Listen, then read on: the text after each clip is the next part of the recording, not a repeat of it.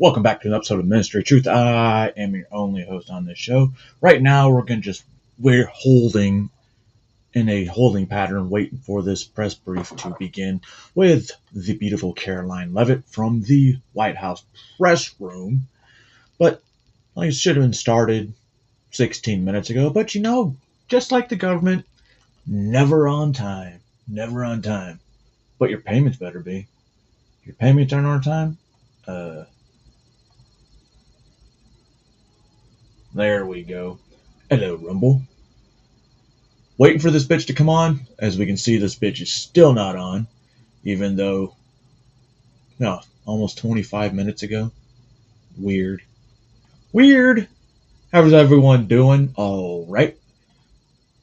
Aside from this press brief, because I've been waiting for this to start so I can do the rest, we're going to have another press brief from AG Pambondi. And she gets a little bit upset. Just a little bit. And then we have some more on, shit going on in Congress. A new disease to be worried about, as well as, did you know that you can now take genetic defects out of your children? And it's been done so far in 8 babies. Now, have these 8 babies grown up yet? No. But they're going to be genetically modified. I feel like I've seen that in a movie before. Bad movie, good movie. Actually, I think I've seen it in a few movies. Huh. So maybe science fiction really isn't fiction. That's why they had to put science in front of it.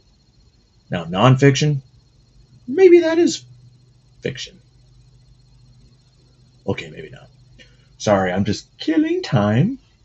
Wasting time. Waiting for this shit to come on. And, nope, that's not it. You know what? You guys can look at the same screen I'm looking at. That way you can see that there's really nothing going on right now. Is this the right one? It is. It is. See? You're not missing anything. I'm not missing anything. We're just missing the fucking press conference to start. Oh, well, damn, I didn't know Tommy was live. How long has the bitch been live? 6. Oh, my bad. I missed it. Oh well. Sorry, Tommy. Okay. I can't restream them because she knows what the hell bad. But anyway, we'll watch Caroline Levitt waiting to come on while I secretly watch a catch on the other side. And he's balling a piece of paper.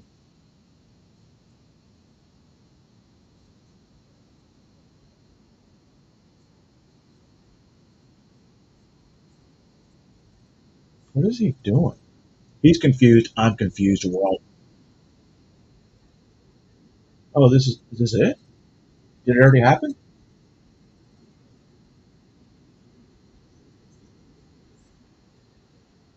I don't even know yet.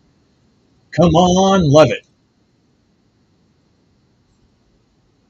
Yo, if you're here, listening to me rant, waiting for this bitch to come up on stage, thank you.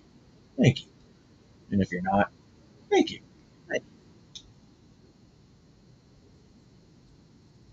Your husband's where all the time?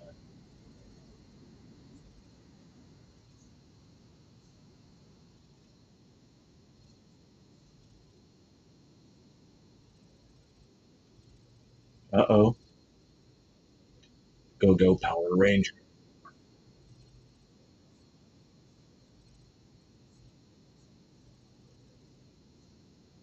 That's what we got. That's what you got.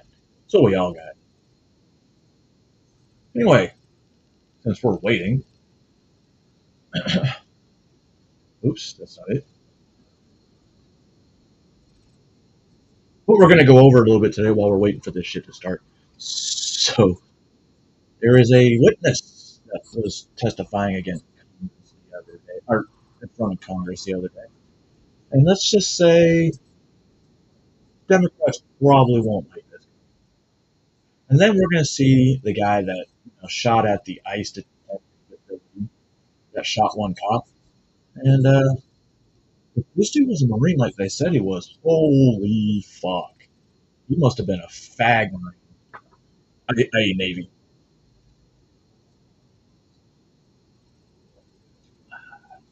And there's another secret group out there that are helping fund these protests and other protests. We're going to get into that from News Nation. Oh, the flesh-eating bacteria is in Florida. We'll get into that, but it's another reason not to go swimming through alligator Alcatraz water. You know what I mean? Not that I would swim in that shit in the first place. You don't know what else is in there besides crocodile, water moccasins. You know, water moccasins don't give a shit. And they're quick as fuck in the water, guys. Ah, anyway, what else? That's okay. And then, oh, and a California. Ooh. So just like Hawaii, the state of California wants to come in and swoop up all this land that was burned, all these people's houses and shit, get it, and turn it into affordable housing. Hmm, that's not suspicious or anything at all. Hmm. Like the 15-minute city they want to do in Hawaii? Hmm, a little weird if you ask me, but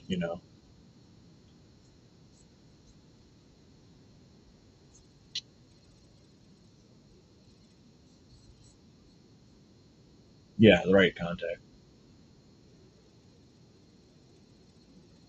Yeah, I don't know why I watch this. I don't know if you know what? I'm switching out of it. We can find something better. We can find something better. Oh, is it started yet? No. God damn it.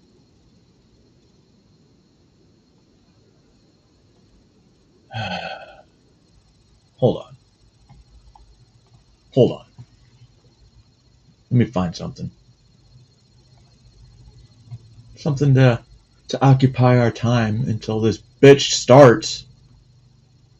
Um,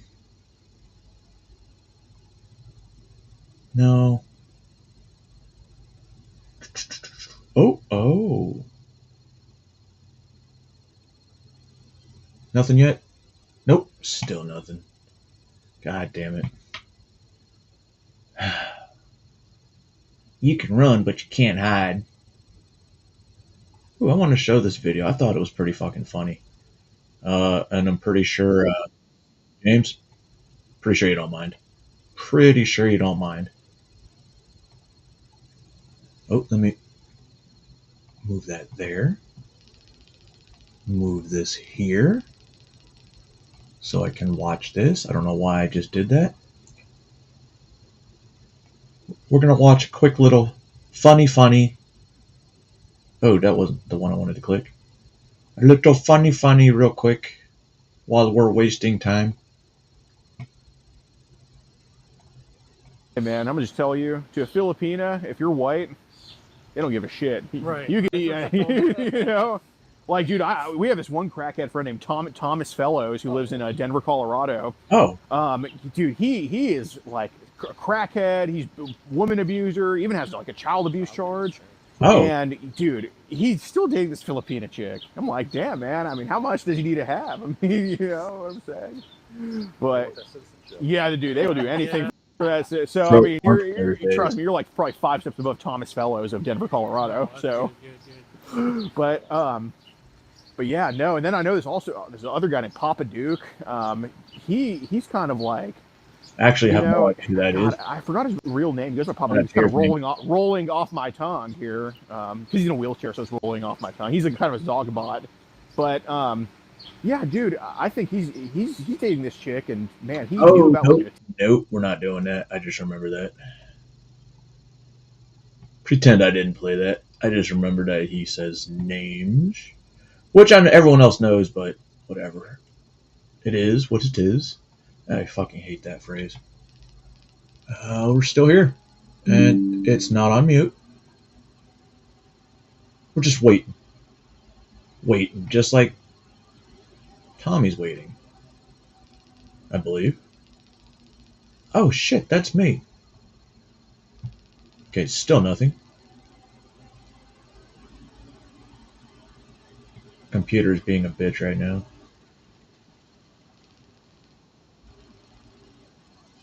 I should probably air duster the motherfucker later.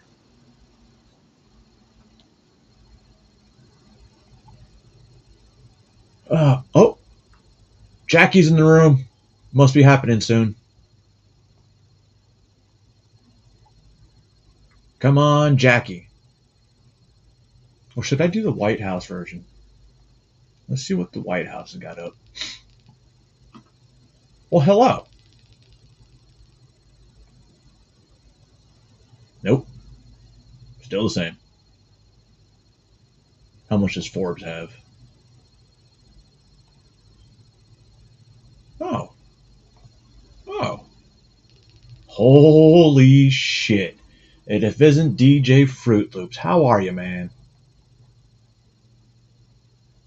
Just waiting for this press brief to start. It's getting ridiculous. They're only 31 minutes into it. I wonder how much she's going to say. Or what she's going to say.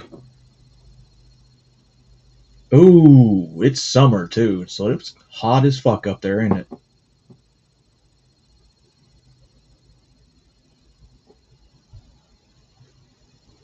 Ah, you typed as I was saying it.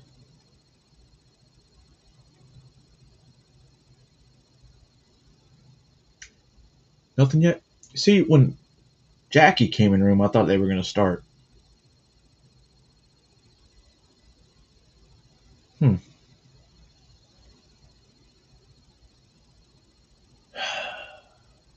See, I could have gone into my show and just did a cut in, but, I didn't.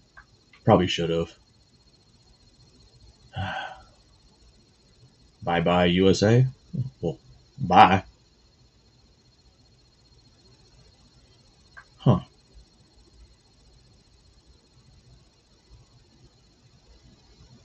Oh, fuck that. Fuck that. I would probably wear my Nomex.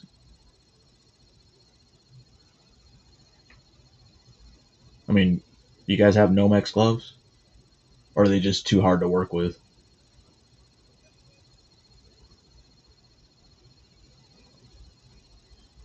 'Cause I know I can use them in pretty interesting situations. Situations. Nope, still nothing yet. Oh my god, sorry guys. Oh my.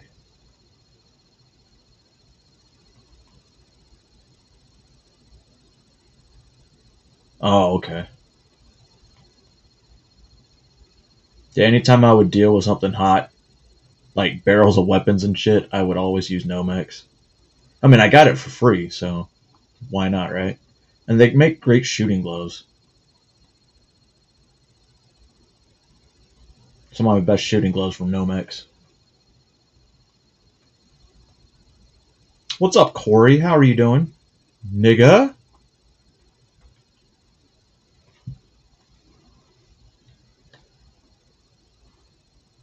Yeah, I think they come and you get them from like the Asian store.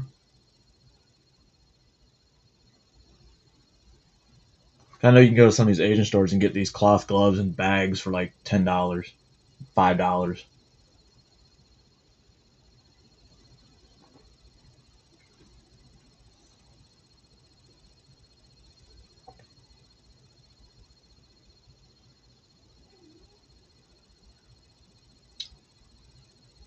I wonder if she's running on CP time. Which would be weird because she's not.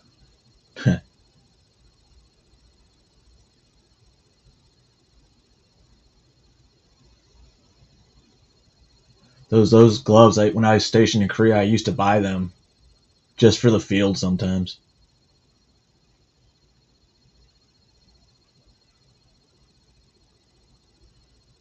Because if somebody steals them, no big deal.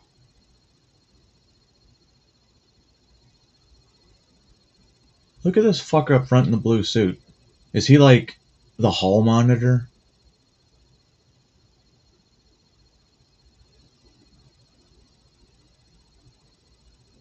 Huh.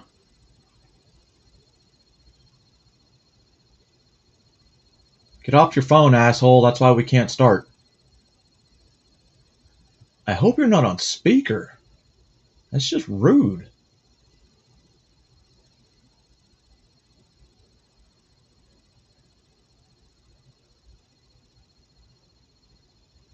That's weird, because I can say it in other people's chats. Well, not a lot of people's, but I know I've used it with the hard R.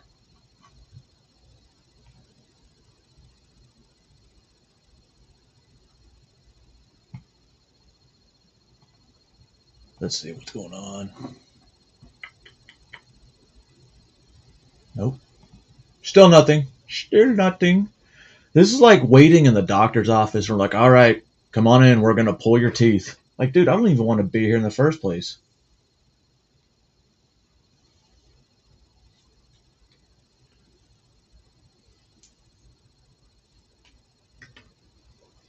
Oh, that would be interesting, Fruit Loops. You should, what's that thing? Think Tank? Shark Tank? This is just the a daily press briefing that they haven't had in a couple days. And apparently they're going to talk about, the divide of the GOP because of the Epstein client list. And you know how Donald Trump says, if you believe there's the client list, you're stupid and foolish. And how if you voted for him and you're up against us, don't vote. What do you say? He doesn't need your vote. Well, actually, he actually did need people like me's vote to win. That's why he had to build a super team.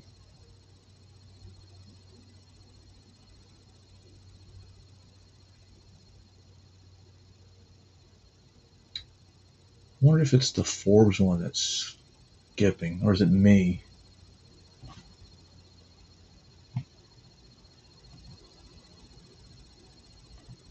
Huh.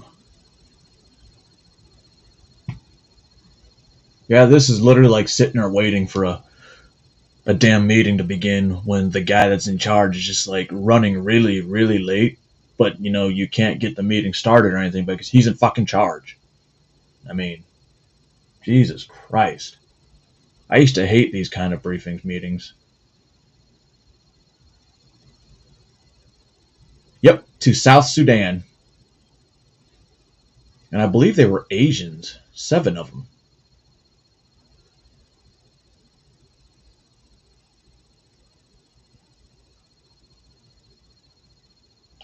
Yes, and the Supreme Court definitely voted to allow Donald Trump to ship to third party nations. If their own country doesn't want them, that must tell you something, you know?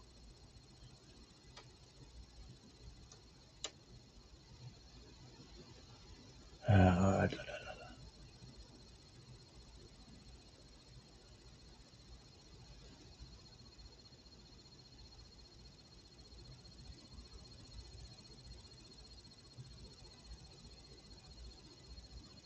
oh, we're pretty sure that they did something to where they probably would have been murdered in their own country. But they had to be some pretty serious crimes. They're like, nah, fuck you. We don't want you. Seats taken.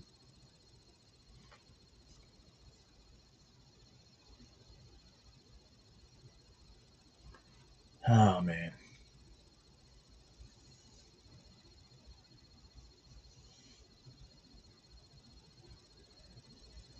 It's funny. Donald Trump was talking about how everybody should focus on the good he's done and how he's bringing the country together and that this one little thing shouldn't matter. Blah, blah, blah, blah. Listen, Donald, one of your biggest promises to the American voters was to release the client list or at least something other than, yeah, shit's missing. Uh, and then it went from shit's missing to, oh, whoa, whoa, whoa. We have some stuff. but you said you had stuff before. It's going to echo because I'm washing my hands. You had the list before, and it was on your desk.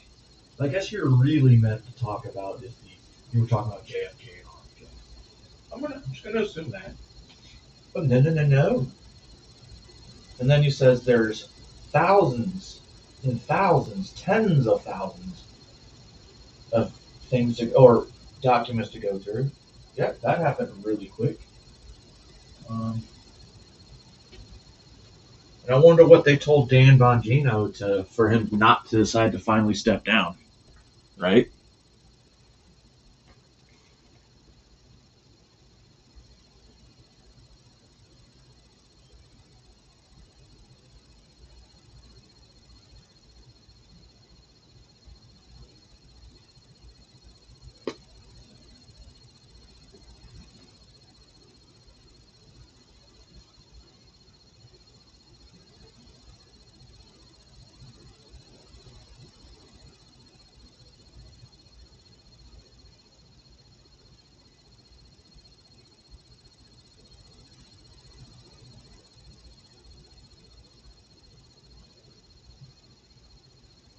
Oh no, I want to know who's on this fucking list, bro. 100%. So we can see if they can actually be held accountable, right? This is what this administration's all about. Accountability. Truth and accountability. Wait. Oh, no.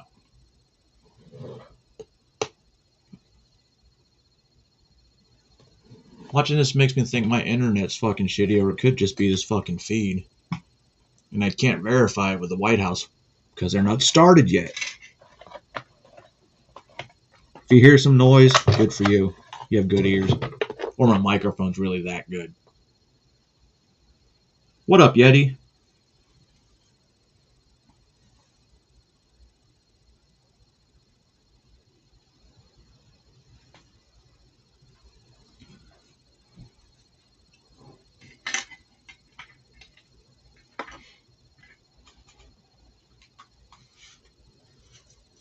La la la la la la la la la la la.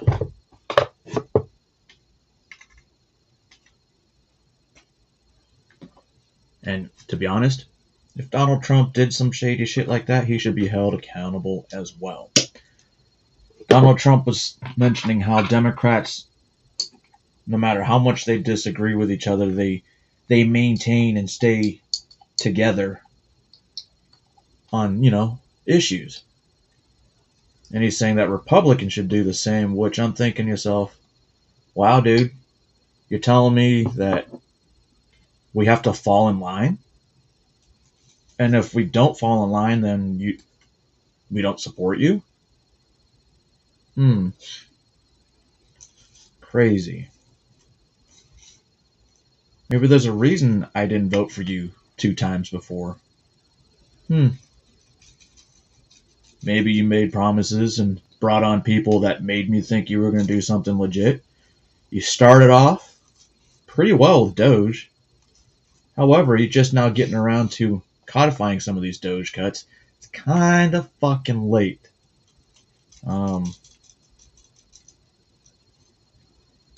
sent more weapons and ammunition into Ukraine when you said you wouldn't, right? We can go back and look at the bombing of Iran. I can accept that. Because it really didn't start a war. It ended a war. A possible nuclear war. But you know what? Time will tell. Time will tell. But yeah, you can always look at all the good. And that's what focus on the good, guys. I want everyone.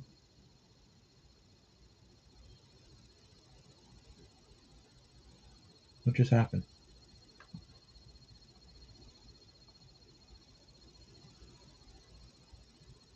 She must be walking in.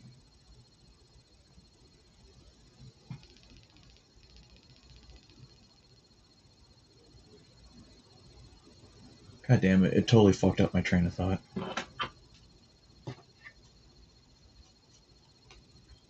No, this is not the same Trump from 2016 because in 2016 and 2020, he didn't even know anything really about the system. And now the system went against him. Is he really here to take out the system? Or is he here to preserve the system? Because he ran on a lot of what, you know, conservatives and independent want to be done, like the cutting down the federal government, cutting down federal spending. But when he cuts federal spending, he also raises the DoD budget to $1 trillion.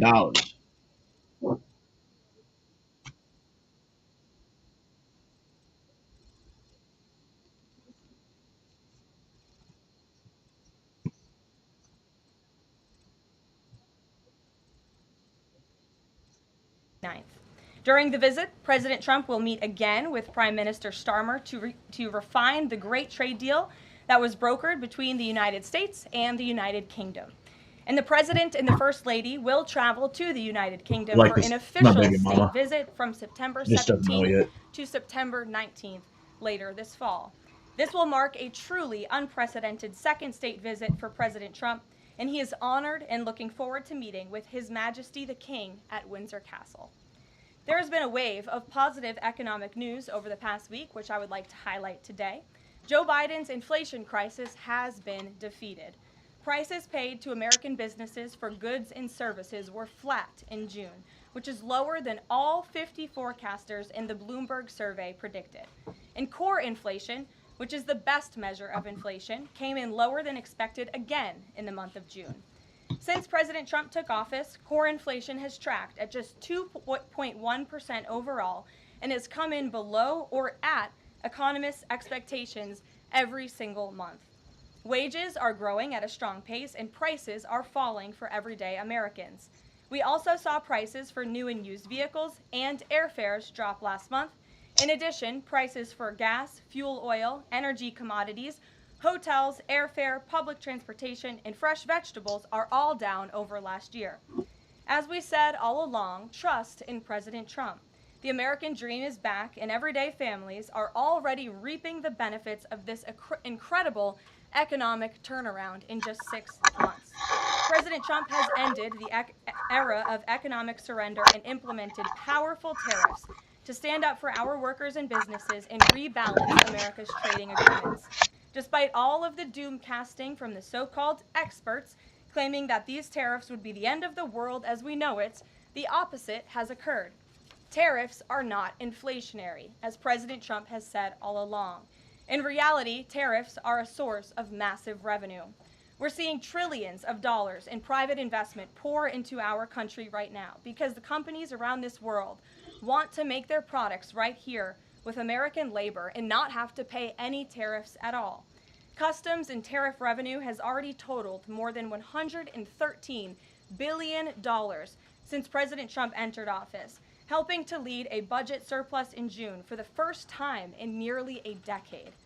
We are truly entering a golden age as a result of these pro-growth and America First trade policies. On another matter, yesterday in the East Room, Wait, never mind. the president was proud to sign the Halt All Lethal Trafficking of Fentanyl Act into law, surrounded by angel families to help finally end the devastating fentanyl crisis that has ravaged millions of Americans. Under the Halt Fentanyl Act, anyone who possesses, imports, distributes, or manufactures any illicit fentanyl-related substances Done. will be subject to criminal prosecution in the same manner as any other Schedule I controlled substance. This legislation will close the loopholes that criminals use to skirt around the law and make it easier for law enforcement to prosecute vicious traffickers who peddle poison. Did you guys know in our there's a communities. meth pill? President Trump has always made tackling the drug crisis a top priority, What's up, and yo? this important bipartisan legislation further follows through on that commitment.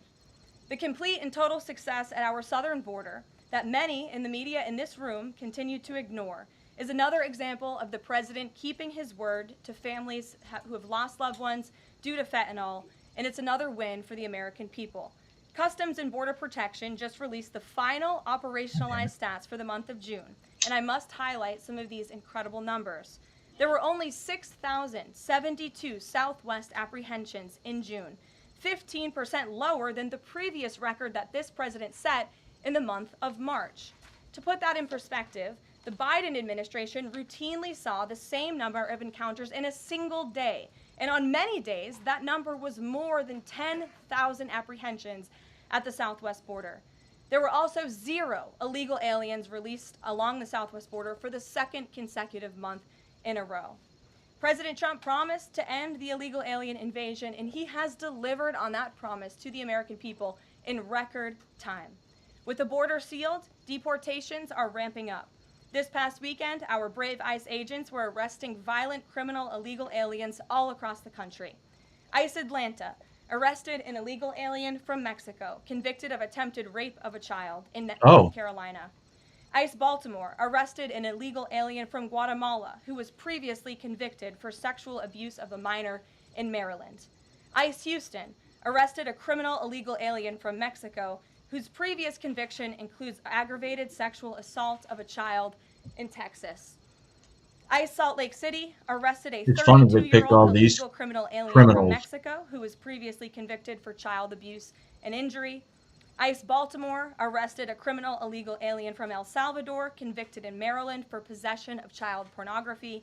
And ICE San Antonio arrested a criminal illegal alien from Mexico convicted of aggravated sexual assault in Texas. The men and women of ICE are heroes. They are putting their lives on the line every day to get the worst of the worst, these types of criminals, out of our communities and out of our country. And the president well, that's why we want to see the client list of all ICE agents who are doing their jobs to keep all of us, they're just as bad as them, in this room safe.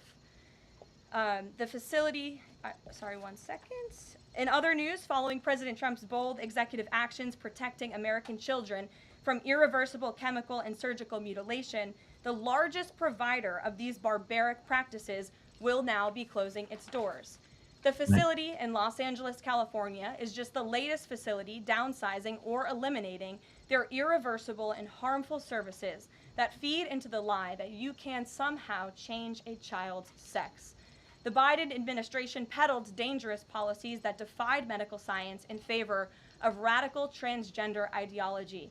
But President Trump has put an end to that to ensure America's children's innocence is protected and our children can lead healthy and productive lives. It's weird that you're talking about children being safe. Last night, Senate Republicans passed President Trump's $9 billion rescissions package.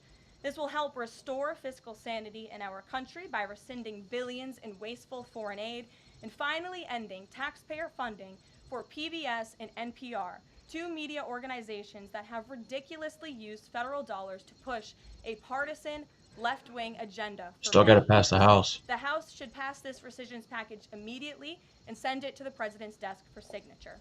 On another note, I know that many in the media have been speculating about bruising on the president's hand and also swelling in the president's legs. So in the effort of transparency, the president wanted me to share a note from his physician with all of you today. In recent weeks, President Trump noted mild swelling in his lower legs. In keeping with routine medical care and out of an abundance of caution, this concern was thoroughly evaluated by the White House medical unit. The president underwent a comprehensive examination, including diagnostic vascular studies. Bilateral lower extremity venous Doppler ultrasounds were performed and revealed chronic venous insufficiency, a benign and common condition, particularly in individuals over the age of 70. Importantly, there was no evidence of deep vein thrombosis or arterial disease. Laboratory testing included a complete blood count, comprehensive metabolic panel, coagulation profile, D-dimer, B-type natriuretic peptide, and cardiac biomarkers. All results were within normal limits. An echocardiogram was also performed and confirmed normal cardiac structure and function. No signs of heart failure, renal impairment, or systemic illness were identified. Additionally, recent photos of the president have shown minor bruising on the back of his hand. This is consistent with minor soft tissue irritation from frequent handshaking and the use of aspirin, which is taken as part of a standard cardiovascular prevention regimen. This is a well-known and benign side effect of aspirin therapy. And the president remains in excellent health, which I think all of you witness on a daily basis here. So the president wanted me to share that note with all of you. I'm happy to take further questions on it. We will provide the memorandum from the president's position to all of you, as we always do.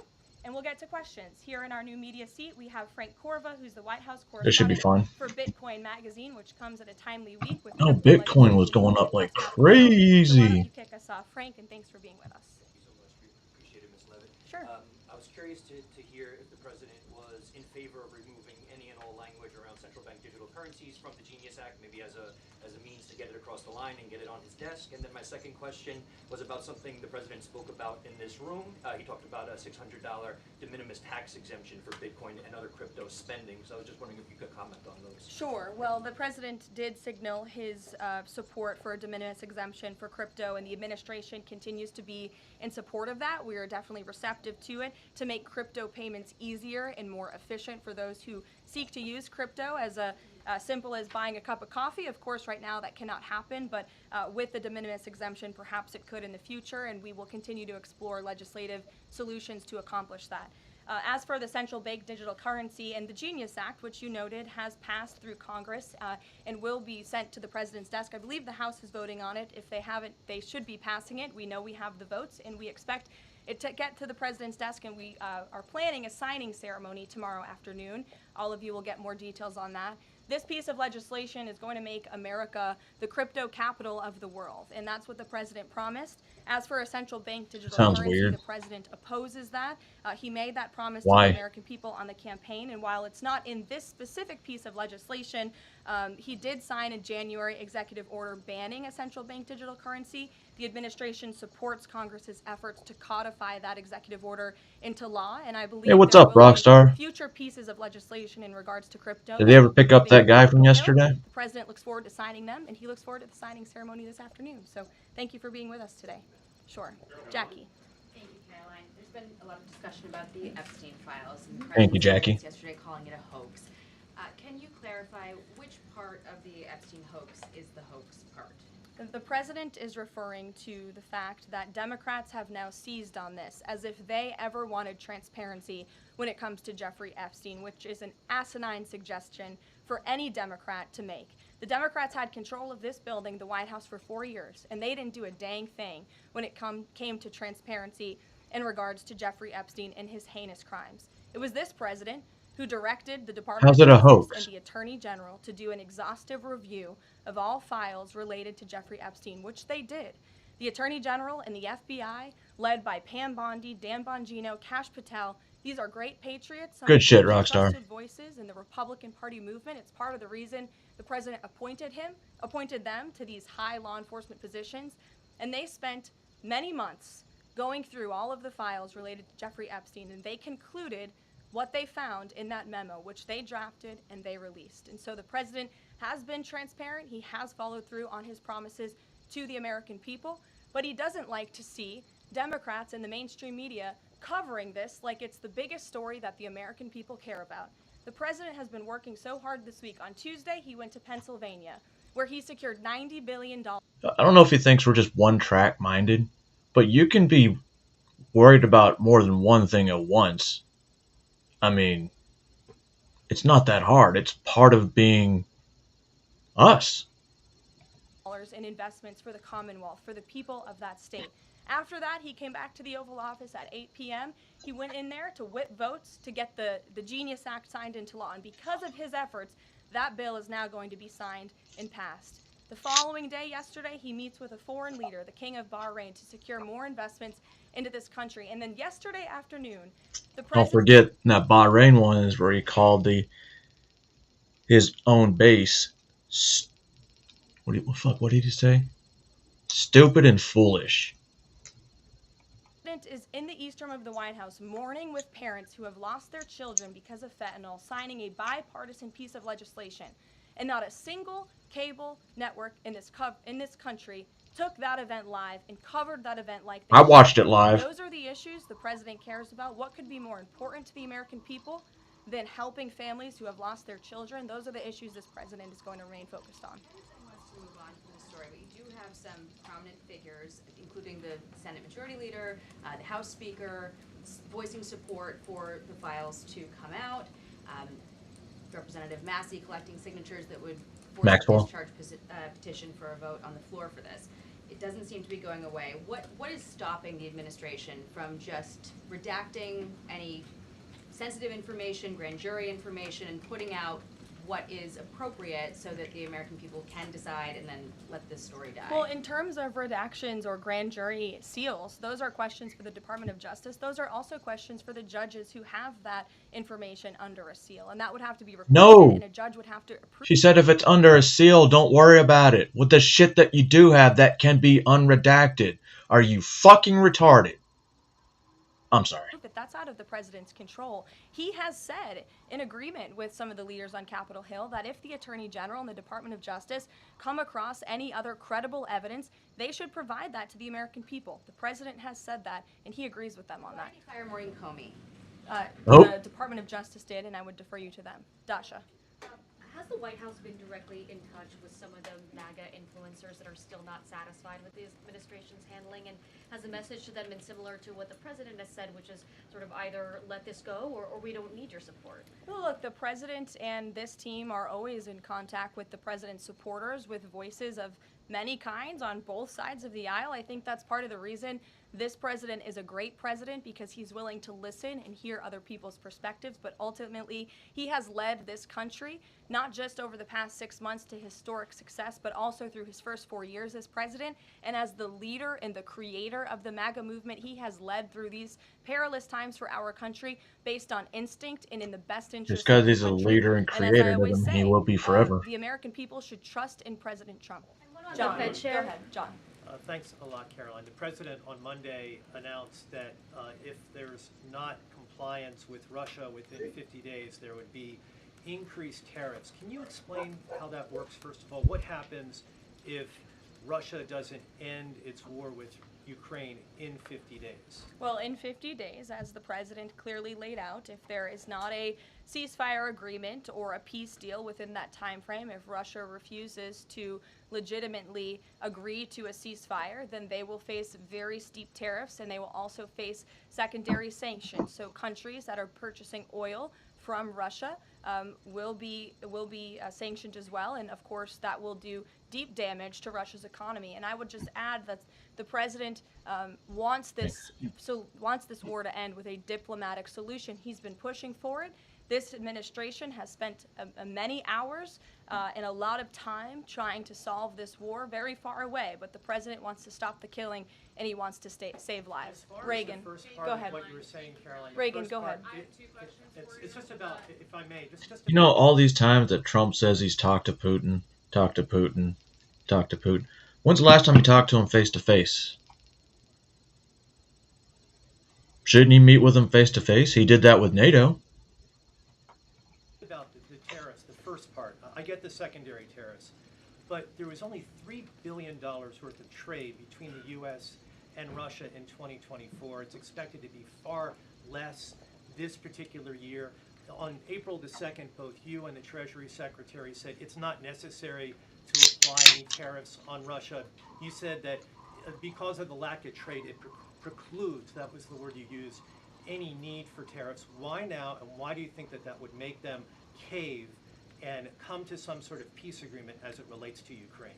$3 billion is still a lot of money, John, and it's not just tariffs, it's the secondary sanctions as well that will be implemented in 50 days. Reagan. Thanks, Caroline. I have two questions for Sure. you. First on Congress. Congresswoman Salazar introduced legislation that would give some illegal immigrants in the country a path to citizenship. 10 Republicans signed on to what she's calling the Dignity Act. I'm curious what the White House's position They need is on microphones. legislation and if the president would veto this bill if it made it to its desk. From my understanding, the White House nor the president has actually read through this legislation. We've been focused on, of course, the Well, One she's Big wearing a Beautiful cross Bill, again. which passed, which is another historic accomplishment of this president in record time. The Genius Act this week, the rescissions package, that's been the focus of the White House. But the president has made it very clear he will not support amnesty for illegal aliens in any way. I want to give you a chance to respond to the CEO of NPR. She's claiming that the cuts to their network will, quote, be a real risk to public safety of the country.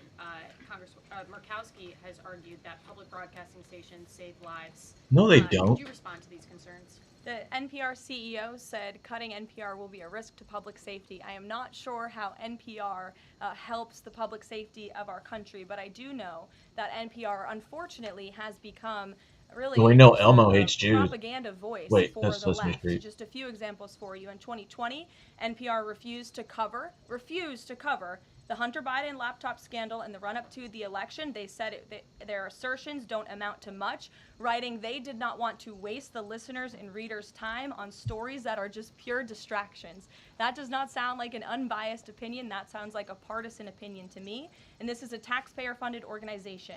In 2018, that same CEO that you're talking about called the president in the Oval Office, who nearly 80 million Americans elected, she called him racist, shared a photo of herself wearing a Biden for President campaign hat, serves on the board of a Soros-funded activist group.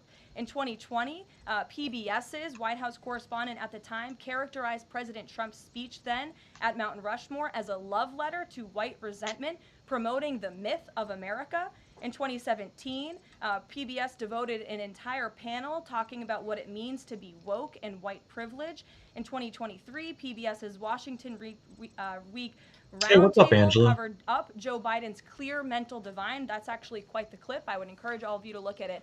These are not honest news organizations. These are partisan, left-wing outlets that are funded by the taxpayers. And this administration does not believe it's a good use of the taxpayers' time and money. Ed Lawrence. Yeah, thanks, Carol. I want to ask you about the Federal Reserve. So does the president believe that the slightly restrictive monetary policy stance right now, could that cause an economic slowdown? And if he does believe that, when? What pause are you referring to? Could the stance of the monetary policy is slightly restrictive? Does the president believe that that stance, the slightly restrictive stance, could cause an economic slowdown in itself? I haven't heard the president discuss that specifically, but what I do know in regards to the Federal Reserve is the president's been very transparent about his displeasure with both the policies and the management of the Fed, and he spoke about that to all of you pretty extensively in the Oval Office yesterday. And last month, one more if I could, last month the Canadian Prime Minister said the president had agreed to a July 21st deadline to sort of work towards a trade agreement. That's 4 days from now. Could there be a trade agreement with Canada in 4 days? Yep. Well, look, we'll see. The trade team continues to be very active in I our think it'll be done. conversations and Canada discussions just with folded Canada. The on president another himself issue. has said, unfortunately, our neighbors to the north have been pretty difficult to deal with when it comes to matters on trade. Oh, I guess it's almost over. But in trade, generally speaking, as you know, 25 countries have received letters thus far from the president directly with his big, beautiful signature on them, from Japan to Korea, South Africa, Kazakhstan, Malaysia, just a few countries, and Canada also received a letter for 35%. With that said, if countries want to have legitimate further discussions, the Trump administration and the president's trade team are willing to have further talks, but these letters these countries have been receiving are the deals. And as the president has said, those deals will be made. They are tailor-made to each and every country based on the United States' concerns and what's in the best interest of the American worker and the American people. Charlie, go ahead. Thank you, Caroline. No, I called on Charlie, but Deanna, you can go too. Go ahead. The president said that he floated the idea of a special prosecutor in the Epstein case. Matt Gaetz. Can you confirm that? And has he asked the Attorney General to do this, to appoint a special prosecutor to look it over? Well, the idea was floated from someone in the media to the president. The president would not recommend a special prosecutor in the Epstein case. That's how he feels. And as for his discussions, Matt Gaetz' name has come up. Sure. Deanna. Thank you so much. Do you know what the president's reaction was to Mike Johnson saying that he wants additional files released, the Epstein files? Was there a conversation with Mike Johnson about that following his comments? I won't discuss the president's private conversations with the Speaker of the House, but as I answered to Jackie's question earlier, the president has said if the Attorney General and the Department of Justice and the FBI have any more credible evidence in regards to Jeffrey Epstein's crimes, they should put that forward. He has called on them to do that. Sure. Thank you, Caroline. With a few days. I'll go to all of you, starting with the lady in the blue. Go ahead. With a few days to the August 9th deadline, how are the negotiations with Europe going? There's some sticking points. What are they? Can we expect a a delay, or should we expect a deal soon? Well, I believe the deadline is August 1st. As for the European Union, they continue to be very eager in negotiating with our country for obvious reasons on ways to lower their tariff and their non-tariff barriers that we have long said harm our workers and our companies. So the president's trade team continue to be in talks with the European Union. Would he accept, or would he put forth a postponement of the August 1st? He's already said he will not. Caroline, Owen, go ahead. Caroline, good afternoon, Caroline. In Gaza today, Holy Family Catholic Church was struck by an Israeli shell. Yes. 3 people were killed, 10 wounded. What is the president's reaction to that church coming under fire? It was not a positive reaction. He called Prime Minister Netanyahu this morning to address the strikes on that church in Gaza. And I understand the Prime Minister agreed to put out a statement. It was a mistake by the Israelis to hit that Catholic church. No, it wasn't. That's what the Prime Minister relayed to the President. And you should look at the Prime Minister's statement that will be coming out. Steve, go ahead. Back to your letter that you read at the beginning. Sure. The president, you said mild swelling in his legs. Yes, is sir. it causing him any discomfort? How are you treating it? Nope, no discomfort from the president at all, and you probably all see that on a day-to-day basis. He's working around the clock. As for the treatments, I can defer to the president's physician, and we'll get you this letter. I think it will answer all your questions. Caroline, there are reports that a Chinese-born banker who works in Atlanta for Wells Fargo is being prevented from leaving China. Is he going to bring this up with President Xi? Are you aware of the case? I'm not aware of the case, but I'm sure our National Security Council team is. Steve will get you some answers on that. Kristen. Thank you, Caroline. 2 questions. So the first is that President Trump said that the Attorney General only gave him a brief overview of what was in these Epstein files. Does he have a knowledge or an understanding of what is in the files related to Epstein that have not been released? Not to my knowledge, and that's a question for the Attorney General, as I said, and the President has told the Attorney General if they have any more credible evidence, they should release it. Is that evidence, would she have to run that by the President before she released it? I don't think so. He said if she has any more credible evidence, she should release it. You're on. Go ahead. Thank you. Go ahead, yes. Great. Thank you, Caroline. 2 questions. One, today. And you can go ahead, Andrew. Don't worry. Today, tens of thousands of folks are rallying nationwide to honor the legacy of Congressman John Lewis. Meanwhile, Republicans in Texas reportedly are working to redraw congressional maps at President Trump's urging. How is President Trump What up, Carmen? his call to action for Texas Republicans with the legacy of Representative John Lewis? I'm not quite sure how the two things are related. I think the president would agree that John Lewis served our country for many, many years. It has nothing to do with the redistricting efforts that are currently underway by Texas Republicans to add seats to their legislature. They have the right to do that. The president spoke to the congressmen and women who serve the great state of Texas about it, but it's up to them and it's up to their legislature to get that approved. And Caroline, just a second question. Go Does ahead. the president support the Justice Department's request for just 1 day in jail for the officer convicted in Breonna Taylor's killing? And what message does he believe that sends to her family and to other families seeking justice in cases of police violence? I haven't talked to the president about that case. Go ahead. The president, when the president met the interim president of Syria a couple of months ago, he described him as a young, tough, attractive guy. After the latest clashes in Syria over the last few days, does President Trump still support Syria's interim president? The president still supports Syria's pathway to a peaceful and prosperous country, and you received an update directly from the Secretary of State on the ongoing situation between Syria and Israel. I spoke to him myself this morning to get an update, and as soon as the United States became involved in this conflict, we were able to de-escalate, de-conflict. That seems to be continuing. Syria agreed to draw back their troops that were in the area where that clash Look at was this little ongoing, shit. and we continue to be very Look at active her. in monitoring the situation. The president wants to see Syria become a prosperous and stable country, and by the lifting of the sanctions on Syria, he's giving them a real chance to do that, and he wants to see that through. Andrew, go ahead.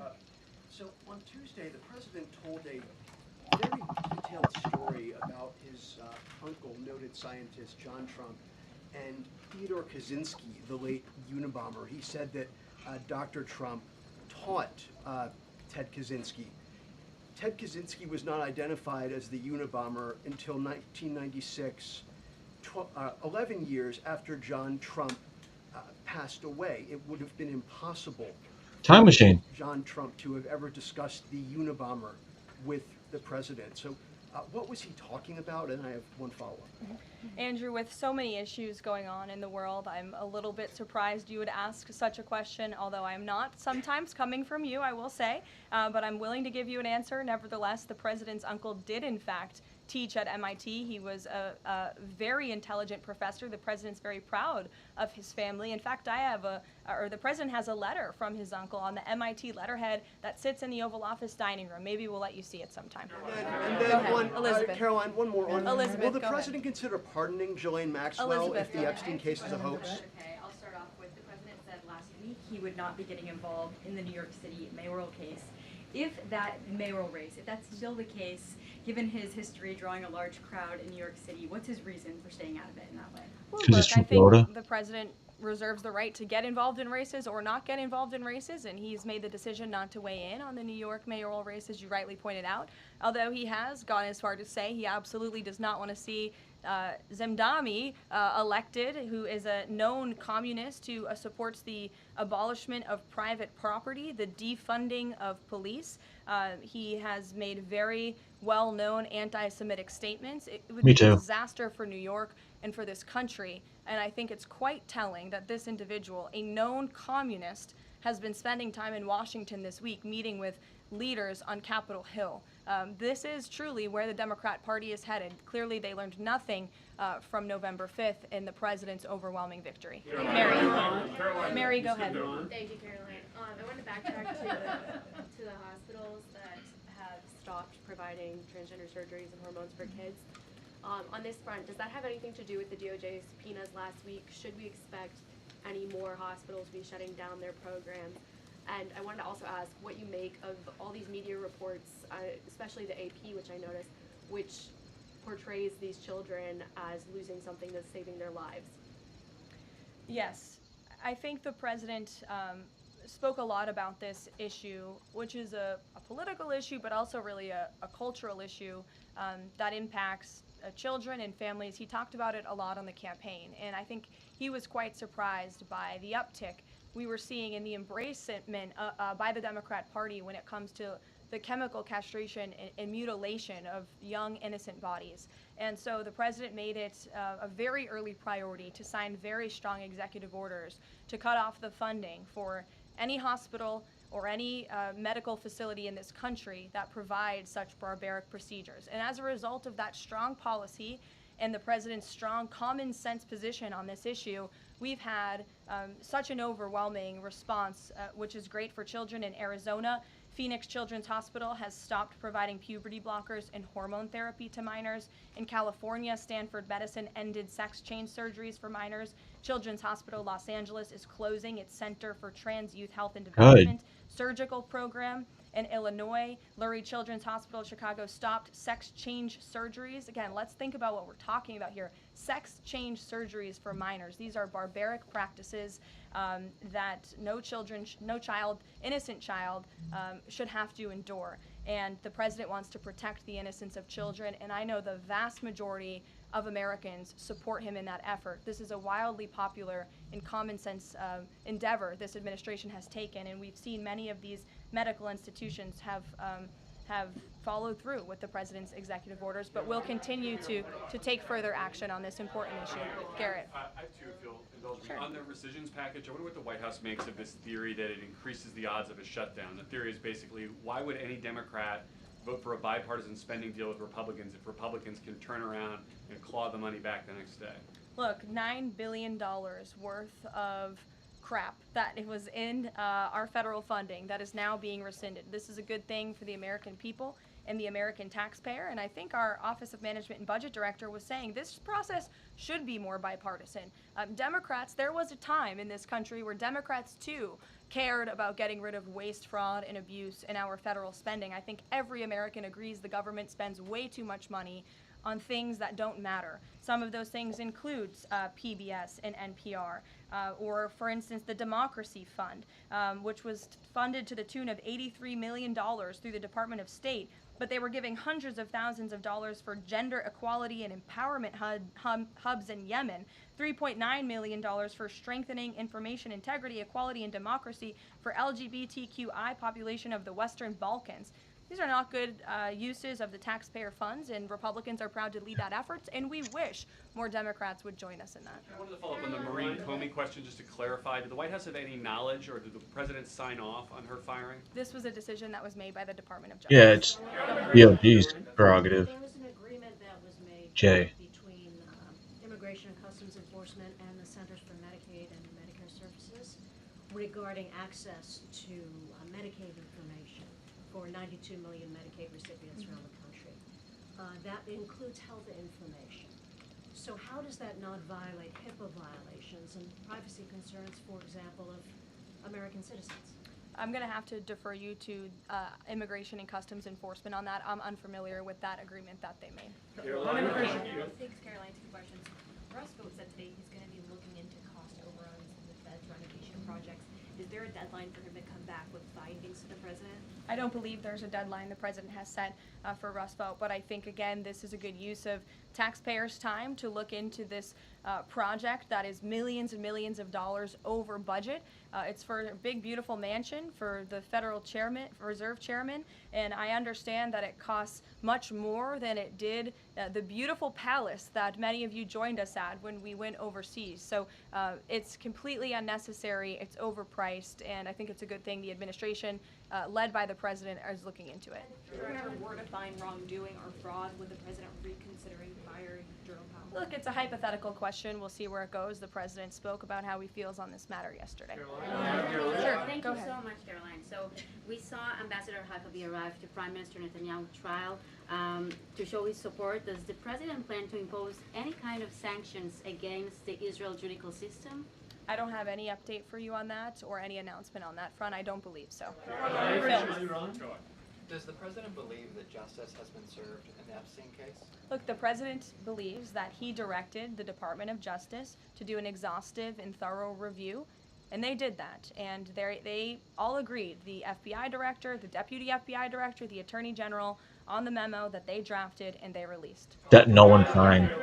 Thank you, Caroline. Just a follow-up on Reagan's question. Representative Salazar's bill, it grants illegal aliens with legal status for 7-year increments. It also gives permanent path to residency for so-called dreamers. And, you know, President Trump and Labor Secretary Chavez, who previously co-sponsored a version of this bill when she was in the House, they've spoken about a work deal similar to the bill, I believe.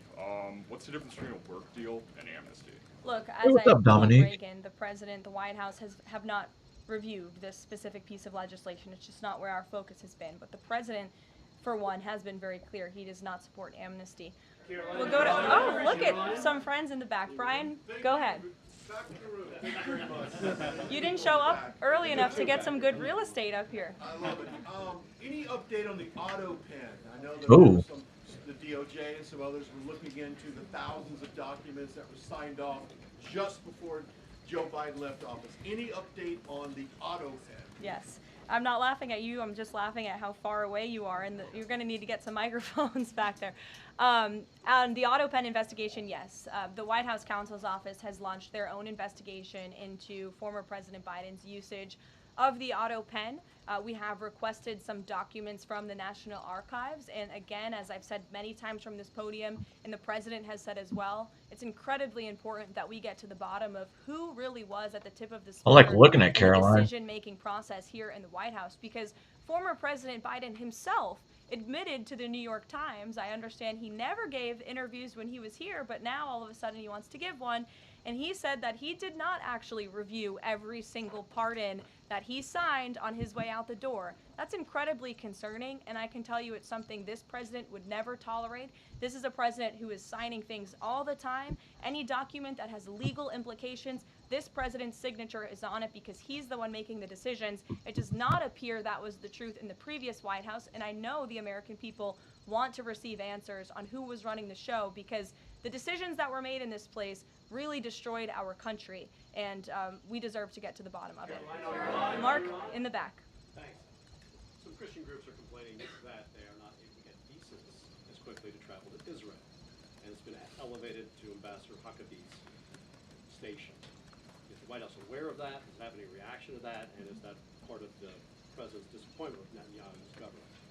Look, I'm not aware of that, Mark, but I'm sure, again, our National Security Council is, and also the State Department. As you know, travel visas roll through Secretary Rubio's shop over there, whom we work very closely with. So we will check in on the matter. But I know overall, this president and the administration do want to streamline the visa process to make it easier for both Americans who want to travel abroad and people abroad who want to come to our country the legal way.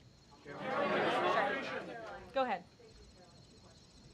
I was going to the gentleman above you, but go ahead, Libby, and then you can go. Okay, two questions for you. The first is, during the Hill Nation Summit, Secretary Noem suggested there could be some changes to TSA's liquid limits. Is the president aware of that? Is that an idea that he's backing? And what would that timeline and the changes look like? Sure. I would defer you to the Department of Homeland Security, but I did see Secretary Noem's comments, and I think it's great that on day one she asked TSA, what are we doing right? What are we doing wrong? How can we make air travel more efficient while maintaining utmost security for American passengers and travelers? And I know they announced no more shoes, or you don't need to take off your shoes anymore at the airport, which I think is welcome news to all of us who travel a lot. But further guidance or decisions, of course, that's in the Secretary of Homeland Security's overview, and I would defer to her. The other question for you is on Bondi and Burgum's trip today to Alcatraz. I'm curious Which what Alcatraz? funding is going to look like for that, and who the president does want to see incarcerated there, if it were to become.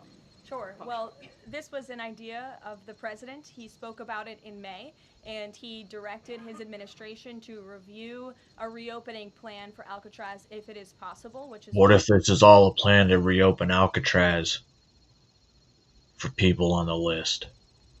On the list. No. I'm just going to pretend it's going to happen. The Attorney General and the Secretary of Interior have traveled there today. They are touring the site, and if the Alcatraz prison is reopened, it would be under the purview of the Bureau of Prisons. And the Secretary of Interior also would play a big role in this as well. So they're there to review the site today, and I'm sure you'll hear more from them on it later. And just to follow up, Libby, on who the president wants to see housed in Alcatraz, the worst of the worst criminals in this country, both American criminals who convict heinous crimes, but also illegal alien Dom's on the same page. before deportation as well. Sure. Go ahead. The State Department yesterday urged the Chinese Communist Party to cease its campaign to eradicate Falun Gong. No, Alligator Alcatraz is not going to be, is for detainees that are getting sent back to their own country. Alcatraz, on the other hand, well, I think it's federal property, Angela. I think it's federal property. A peaceful spiritual practice. With the anniversary of this brutal persecution approaching, does the White House have a message for the CCP on this? Well, I will get you one, and we will get back to you. Sure. Go ahead. We'll take. You know what, Carmen? I like the way you think. But you can't get just one. You got to get like 3. That way you can, start them young and train them into fighting alligators, right? 3 of them. And then you just go to alligator fighting competitions all across the country. And you need 3 in case one dies. And then you can fight every other night instead of having to wait, take a day off. Because little Jimmy, he fought yesterday. So now Bryson, he's going to fight today. And then if you have a 3rd one, it's a 2-day recovery cycle. You see what I mean? Go ahead and then go ahead. Sure. I've never called on you. Why don't you go ahead? In the red tie. Dr. Harper behind. Thank you. Yes, go ahead. Go ahead. Me, thanks. Yes. Thank you, Caroline. Yes, you. What's your name? My name is Matias. Thank you. What's your outlet? I'm for Record TV, Brazil. Great. Brazil's President Lula recently said that President Trump was elected to govern the United States, and not to act as the emperor of the world. And he also emphasized that Brazil is open to negotiation. I'd like to hear what you have to say about it, what the administration has to say about it. Weirdo. And specifically, Get down. what areas are currently Go open play. to negotiation in the light of the 50% tariffs that were announced. Sure. The president is certainly not trying to be the emperor of the world. He is a strong president for the United States of America, and he's also the leader of the free world. And we've seen a great shift across the entire globe because of the strong leadership of this president. In regards to Brazil, the president sent a letter to Brazil announcing their new tariff percentage. He also directed our USTR ambassador, Jameson Greer, to launch an investigation of Brazil under Section 301 of the Trade Act of 1974, designed to address unfair foreign practices that are affecting U.S. commerce. For years, we know Brazil's digital regulations and weak IP protections have undermined U.S. tech and innovative companies, and their tolerance of illegal deforestation and other environmental practices puts American producers, manufacturers, farmers, and ranchers who follow better environmental standards at a competitive disadvantage. So this president always acts in the best interest of the American people and the United States of America, and he will continue to do so. Thank you very much, everyone. We'll see you later. I appreciate the enthusiasm today. Thank you, Caroline. Where the fuck is my mouse? Good little press brief, right? Hold on, let me finish this. Caroline. Sweet Caroline. Really didn't tell us anything new. Of course, it was going to be the same info we already have. But, spit on it, tell me it's good. It's like going to the mechanic. I don't know. Now let me switch screens, because we're going to switch from Caroline to Pam Bondi. But luckily for the Pam Bondi one, I can fast forward. Alright. Let's get on with the show. While this is playing, you can listen to her backtrack. I need to go take a piss. Investigation, is that something that you are open to? Just an off-topic question. Operating in every corner of this country, and so are we. Huge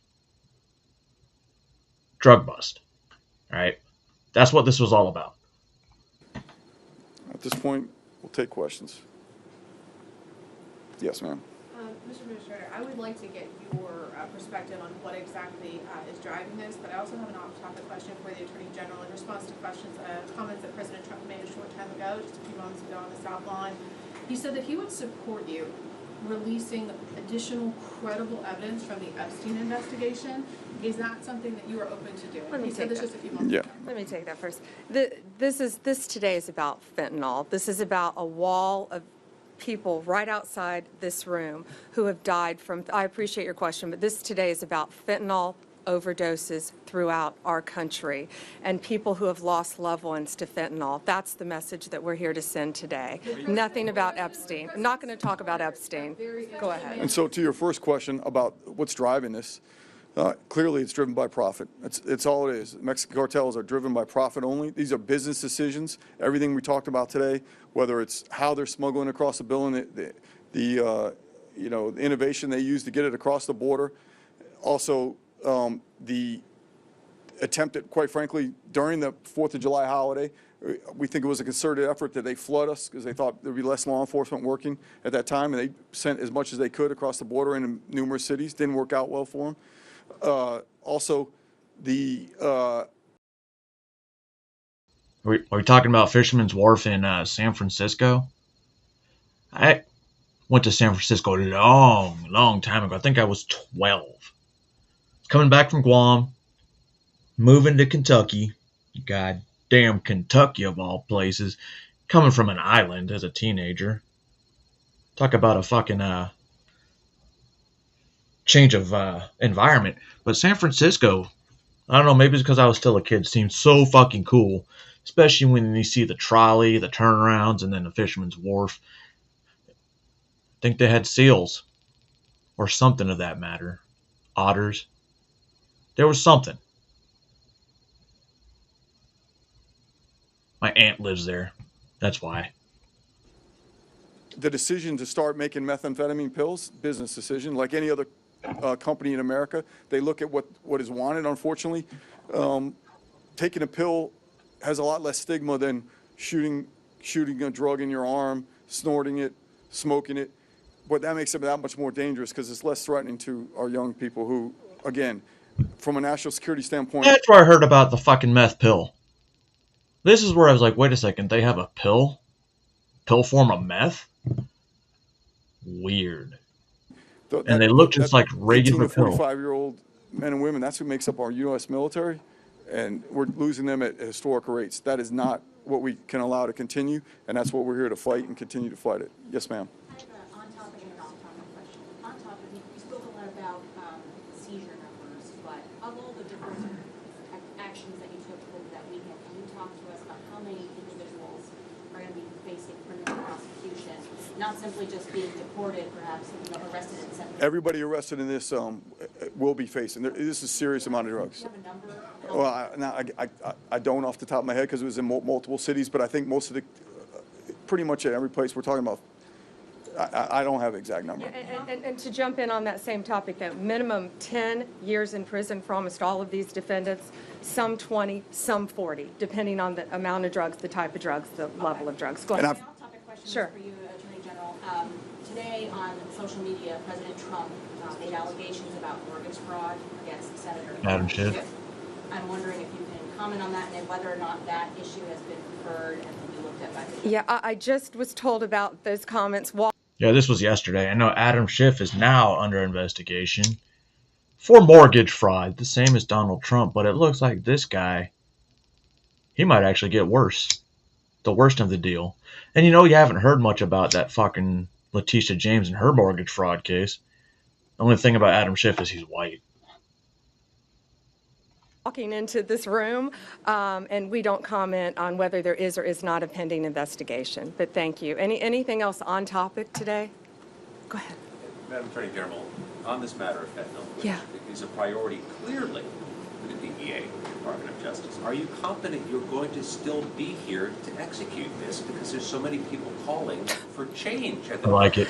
I'm going to be here for as long as the president wants me here, and I believe he's made that crystal clear. It's 4 years, well, 3.5 now, right? We've got 6 months in, and it feels like 6 years. Yeah, exactly. But I was with Director Patel this morning, and we are working on fighting violent crime. What about We are Dan? working on all these issues that we What about deeply Dan? care about to make America safe again and get these drugs off our streets. And we've been pedophile. working on this since my really last 2 years. Fentanyl was coming on the market when I was state attorney general, and now with these And you gave cartels, Epstein a light case. Or it's coming back. It's coming in more Granted. than ever, and the border has stopped that. But we're going to catch them, and we're going to prosecute them to the fullest extent of the law.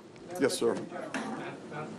Madam Attorney General, is there disruption at the leadership of DOJ and the FBI with your relationship with Dan Bongino that is affecting the operations of No, I'm not going to talk about personnel matters. No, I was with Director Patel all morning, and we are That's committed not to keeping Bongino. America safe, making America You asked about safe, Dan. working with our incredible partners at DEA, FBI, ATF, U.S. Marshals to do everything we can to make America safe, and that's what we're focused on. And today, we're focused on protecting our kids. And I would ask all of you, when you leave, go look at that. Wait a minute. She said today is all about protecting kids. I get it, because you took all those fentanyl drugs off the street. But in the same turn, you're like, well, Epstein, there's no evidence of nothing. But you have thousands and thousands of images and videos of child porn. That's protecting the kids, right? Wall outside, right outside this room, of all the fentanyl deaths, all the faces of fentanyl that you have done an amazing job putting up. Thank you all. Following up on that. Yes. Yes, go ahead. I wanted to follow up on that question. I think the American people have a lot of questions about your relationship with the Deputy FBI Director. Do you believe that he should stay in his role? I'm not going to discuss personnel matters. I think we all are committed to working together now to make America safe again, and that's what we're doing. Only on topic, guys. Go ahead. First of all, I believe when you're in a public forum, you can choose or not choose to answer any questions, but I don't believe it is your right to ask us to restrict those questions. That said, I will keep this on topic. Thank you. How can you keep America safe again when the president's budget for 2026 cuts DEA by $212 million and the FBI by $500 million? Do you support those cuts? Do you think they will harm your capacity to fight? Well, it won't. That's a great question. It won't harm our capacity to fight. I'll tell you that. We can always do more with more, but we can do more with less, and that's what we're committed to doing. The big, beautiful bill also adds a tremendous amount for us in combating especially the drug crisis, billions of dollars, I believe. Well, that's just going to make it humid later. Yeah, Fruit Loop. $3.3 billion in the big, beautiful bill to combat drug trafficking, support the prosecution of immigration matters, and gang-related crimes. So that crosses all agencies as well. So that bill will greatly help us as well, in addition to the budget. I didn't realize they cut the DEA budget by We also have a $9 million. $3.5 billion reimbursement fund for state and local agencies that are enforcing the Immigration Act, drug and human trafficking laws. And human trafficking is also something we're not talking about today, but is very, very important to us. Yes, there are billions of additional dollars in addition to the original budget. So that was a great question. Thank you. Thank you, guys. I think that's all. The president said today you would release credible files related to Mr. Epstein. Are you prepared to do that, and when would you?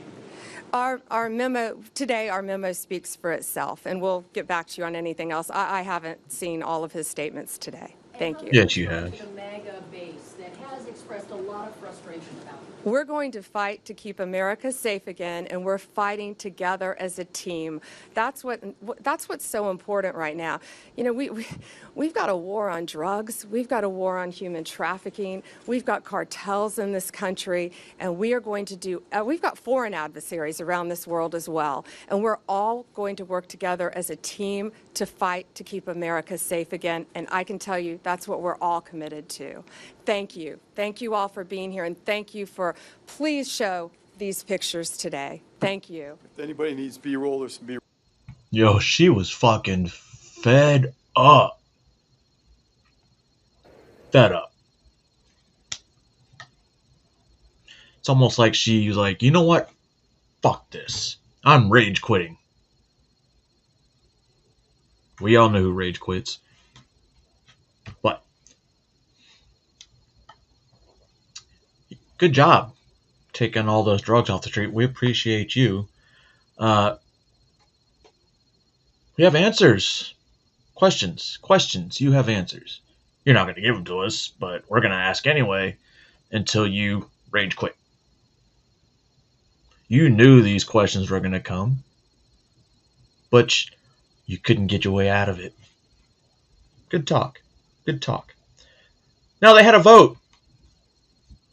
2 votes. One was a committee, and the second one was the House of Representatives voting whether or not they should release the Epstein files. And, well, it voted not to release the Epstein files. How dare those Democrats vote not to release the Epstein files? Wait. It wasn't the Democrats? You mean Republicans voted? No way.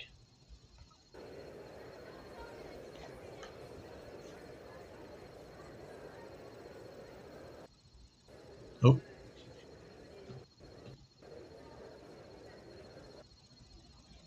Look at that.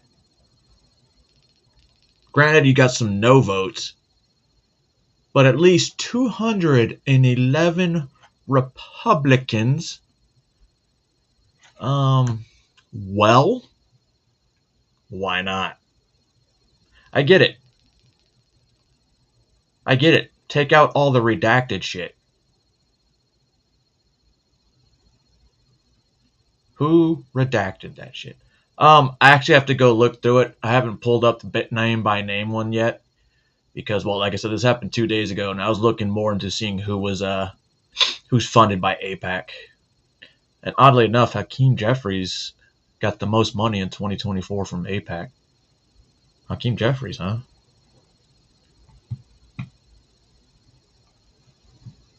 But yeah. Now, I'm assuming it's because they don't want the complete files released. They want redacted files, such as, victims' names, shit like that. See, if that's the whole reason they voted not to release it, okay. Yeah, the Democrats voted no. That's why I meant to show you. Republicans are the one that voted no to release it, not release it. And this is why I'm theorizing, is because they want it to take out victims' names and locations, which, cool. Why haven't they already done that? Why haven't they done it? Or if they just voted no because, Donald Trump told them to vote, or vote yes because Donald Trump told them to vote yes, then that's also a problem. It's also a problem. Because you guys know who I think doesn't want that list to come out? You guys already know. I don't even know why I asked. Sir. Hold on a second. I gotta make sure I get this in the right order.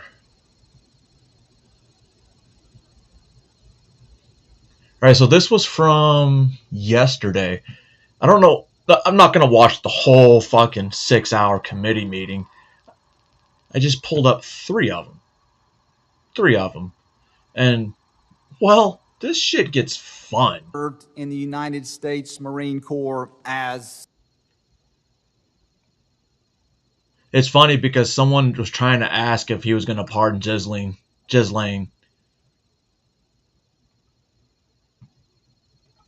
A reserve. I want to thank all of our witnesses for being here. I would now like to recognize Mr. Howe for 5 minutes to summarize his opening statement. Wait for this. Chairman Guest, members of the committee, thank you for having me here today to testify. My name is Mike Howell, and I'm the president of the Oversight Project.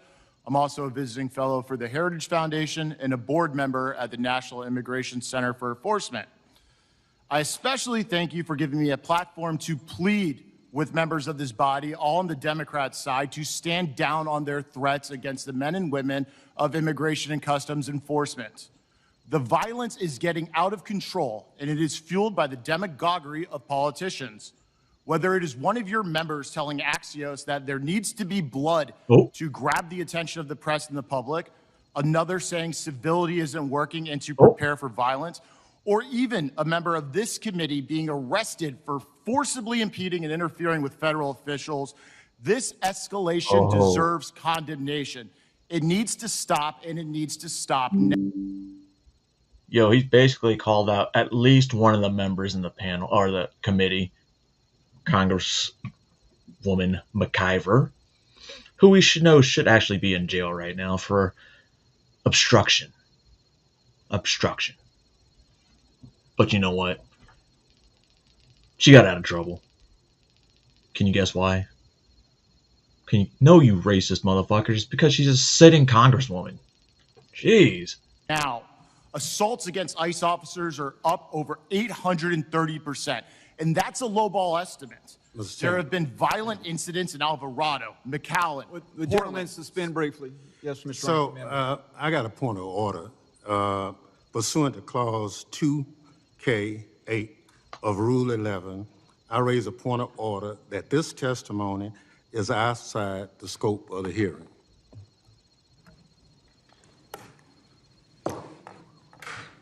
I would object to that position, Mr. Chairman. Oh, yeah. It's absurd. I would object as well. Man has a right to his 5 minutes of testimony. Clearly, the Democrats don't want to hear truth. I object to the ranking member's ridiculous position. The point of order offered by the ranking member is not in order. This individual has the opportunity to summarize his opening statement and the information upon which he used to form that opening statement, so the objection is overruled. Mr. Chairman, if I may, obviously I'm going to appeal the ruling of the chair and ask for a vote. But again, So you I was know, this watching, guy has an just like I said opinion. earlier, these committee hearings taken so fucking long lately because they put, these things to a vote to strike the words, whatever the fuck they want to vote it to. And then, you get the yays and nays, and the speaker or whoever's in charge is like, yep, the nays have it or the noes have it. But then, they're like, well, Parliament, can we get a roll call vote? Which waste more fucking time just to verify that, yeah, y'all still lost.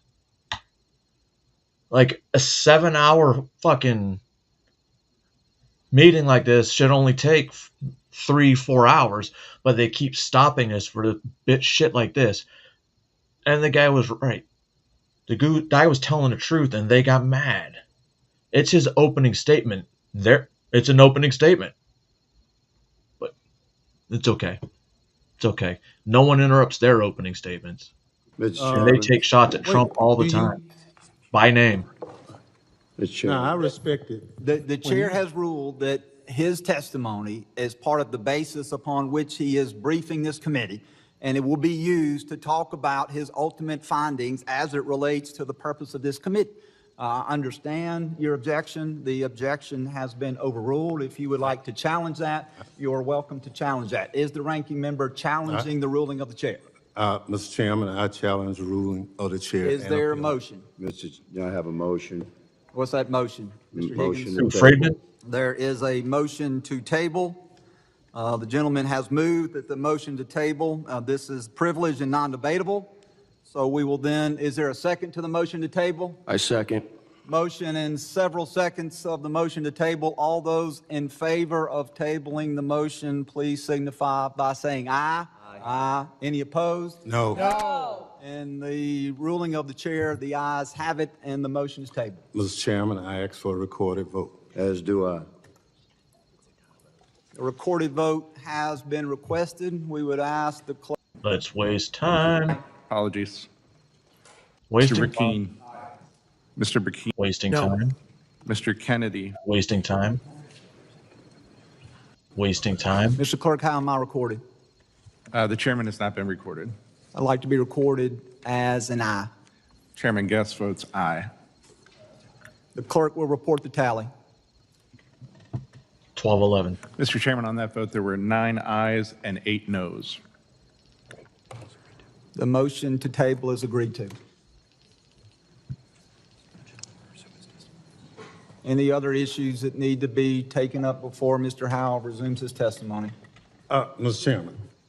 They wasted Mr. Clerk, how am I 4 recorded? minutes for that shit.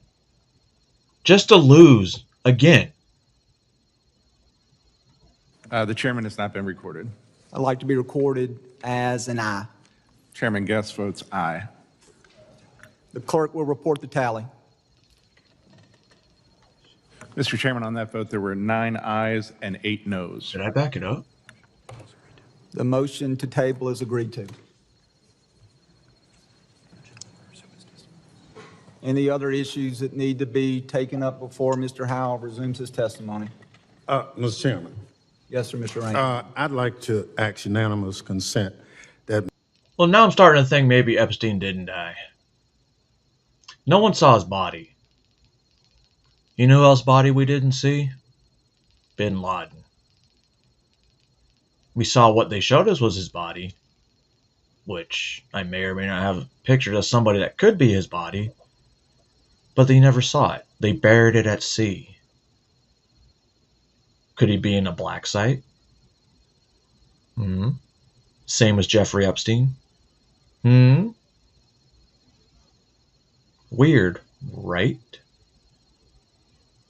Ms. Ansari from Arizona be permitted to sit with the committee and question today's witnesses. Without objection, she will be allowed to sit and question witnesses, but not allowed to vote on any matters.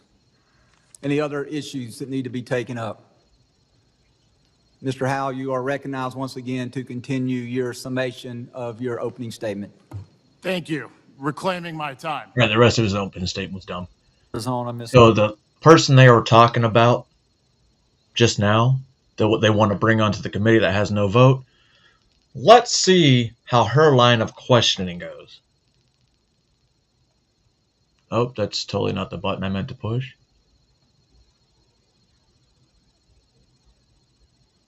No, I didn't. No, we didn't, because we were fighting with the Mujahideen. I've met some Mujahideen, and they ended up turning into the freedom fighters, and the freedom fighters end up turning into Taliban. So it was like a circle of life. Sorry. Thank you, Mr. Chairman. I really appreciate the opportunity to wave on to the Homeland Security Committee today to speak on an issue that's critically important to my district in Arizona. I represent one of the most diverse districts in the entire country, where more than 64 languages are spoken. And first of all, I want to emphasize how vital and life-saving the work of NGOs like Catholic Charities, like the International Rescue Committee, and like Lutheran Social Services has been to constituents in my district. Well, if they're good charities, then why are most of their funds funded through USAID, which, Spaghetti-O doesn't exist anymore. They work day in and day out with very little resources to serve people. The Trump administration's mass deportation policy has demonstrably failed our nation and our values. According to a recent Gallup poll, a 62% margin of folks. There was the Israeli state, ISIS in Syria, and there was also the Israeli state in Liberia. Those were one of the other fighting fronts we had. So he could be right. I mean, he was right. I think you just misspelled it wrong. Because that was, like I said, there's so many enemies we had on our target boards. It tell you exactly who they're fighting for and where they're at. Disapprove of the Trump administration's ineffective, authoritarian, and inhumane immigration policies. Not Liberia, Libya. I have seen the cruel policies of this administration firsthand in my district. Separating families, masked ICE agents showing up to immigration courts in downtown Phoenix where people had appointments, ripping people away from their families. Detainees in inhumane conditions. This includes DACA recipients. This includes green card holders. This includes U.S. citizens. And deporting innocent people without due process to foreign prisons. It is unconscionable. About 1 month ago, I went to the Eloy detention facility about an hour outside of my district in Phoenix. I spoke with more than a dozen women there who were desperate, devastated about the conditions that they're living in, facing significant harassment. They described a situation where one of the staff members literally forced them outside to march outside in 110-degree Arizona heat, marching around for over 2 hours, yelling at them, quote, "This is the price of the American dream."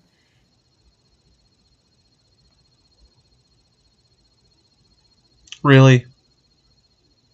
They took him outside, marched him around for 3 hours in the Arizona sun for 3 hours? Really? Really? That sounds made up. Sounds made up. You know why? Probably because it is. This is disgusting. And when we're talking about well-being of citizens, even if you believe that these people should not be in the United States. I don't know if she did it yet, but if she hasn't done it yet, she's gonna do it. And this is where I pretty much stopped listening to this dumb bitch. It is embarrassing that our country would be treating any human being like that. So, Mr. Howell, I have a couple of questions for you. Very straightforward, yes or no. Do you support this type of treatment of human beings? I'm sorry, I wasn't listening. All the other Democrats haven't asked a question, so I kind of wasn't paying attention. Can you restate it? Actually, this is why I got this video, because that was pimp ass fucking mic drop, you're done. But there was one point, I guess it already happened, where she was saying, and she started clapping her hands. You know, like, really? You dumb bitch. I wasn't listening. Forward, yes or no. Do you support this type of treatment of human beings? I'm sorry, I wasn't listening. All the other Democrats haven't asked a question, so I kind of wasn't paying attention. Can you restate it? Okay. The detention center facility conditions in this country are atrocious. Women are being harassed, they're being dehumanized. In Arizona, they were forced to march outside in 120-degree heat until somebody fainted. I have visited these detention centers as part of my oversight responsibilities. I know you're a big fan So of. if that happened and it's not hearsay, wouldn't it be documented somewhere? Especially if she fainted, which would have required medical assistance. That would require a encounter login. Oversight. Do you think that is acceptable treatment of human beings by the United States of America? For illegal aliens to be detained throughout their immigration proceedings, yes, I think it's the that law. way. To be treated in I'm that not taking your word for it. Okay. Got her. On top of that, 17 million Americans were just cut off of health. See, she didn't even get a source. If she knew that story was real, she would have been like, yeah, according to this. Maybe they picked the right guy. Or in their case, the wrong guy. Healthcare, thanks to the vote of all of the Republican colleagues over here.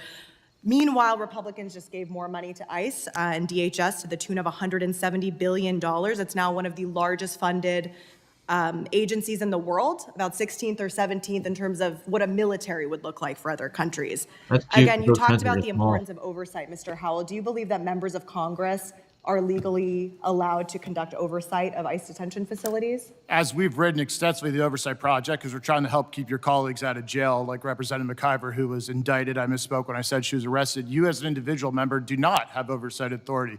Oversight authority, by the rules of the House, flows through the full House to the chairman, and that right now is held by the majority. So It is despite the legally statute allowed. that you cite, Mr. it's going to Howell, end up with more reclaiming my Democrats time. clogging our Reclaiming jails. my time. I want to keep you out of jail. Claiming my time, thank you. It is actually legal for members of Congress to go to detention center facilities that are operated by our government and to conduct oversight. That actually He's right. You're right. He just told you how you're supposed to do it, and you guys have been doing it wrong. is legally allowed. That is incorrect.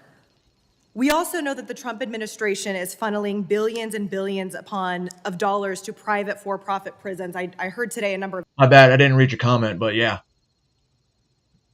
You're 100% right.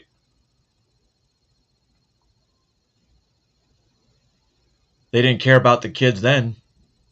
Or the people walking, the women, the children, the elderly. $6 billion to NGOs that you all are so concerned about. The private prison companies in this country, like Core Civic and Geo Group, are making billions of dollars in profits because of the massive, and stunning corruption. They gave billions of dollars to elect Donald Trump. Now we're making sure that they make billions of dollars. And speaking of sheer corruption and cover-ups for the ultra-wealthy, Mr. Howe, I know you have spent quite a lot of time talking about the importance of releasing the Epstein files, but now you're kind of parroting Trump talking points about this being a Democratic hoax. I'm wondering if yes What or did I no, say? do you support the... No, what if I parroted do you support, about it being a hoax? It's a yes or no. Do you support... No, it's not. You said something false. See how she just made a lie and she got caught in 4K? No, what if I parroted?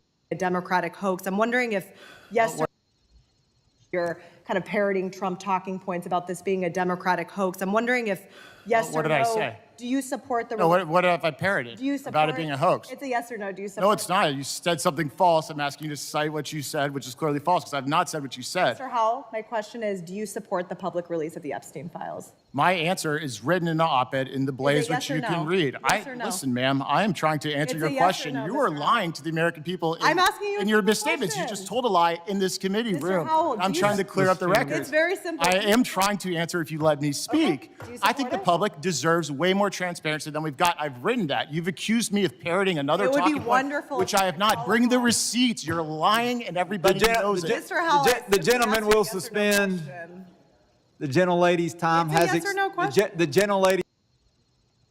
Thank you, You Mr. called her out. Where them receipts at, bitch? Where them receipts at? I guess she didn't have any. Chairman saved her from that because it was about to go on even longer. Chairman, I appreciate the panelists for being here today. Let me ask you all a yes or no question, and we're going to build this thing out.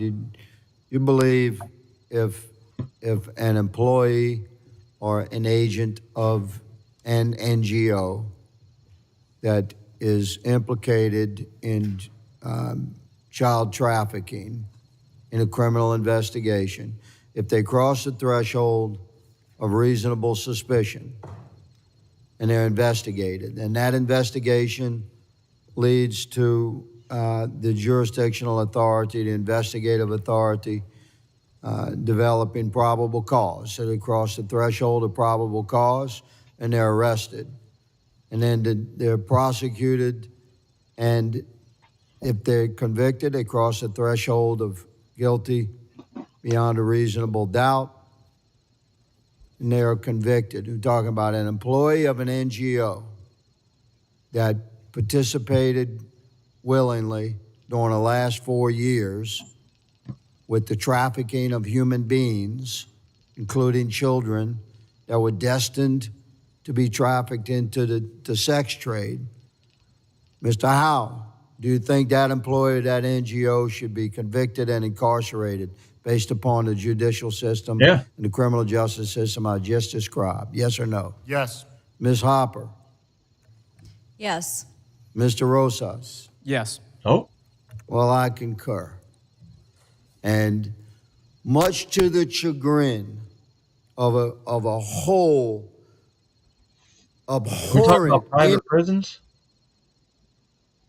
You know that's where they use to make cheap labor for name brand stuff, right? Like they make like name brand clothing and shit. That's where they get a lot of the money from. Industry of child trafficking that prospered from the open border policies of the Biden administration for 4 years, 2021, 22, 23. I actually did an interview with a guy that did some federal time, and he was telling us the whole shindig of how private prisons work from the inside. In 24, much to the chagrin of these people that made bank, man. We're coming after them. And this executive branch is building criminal files. So I hope they're watching, and I hope they're frightened, and I hope they're getting their affairs in order, hiring their liberal attorneys to defend them, starting to shuffle their money around. We'll find it.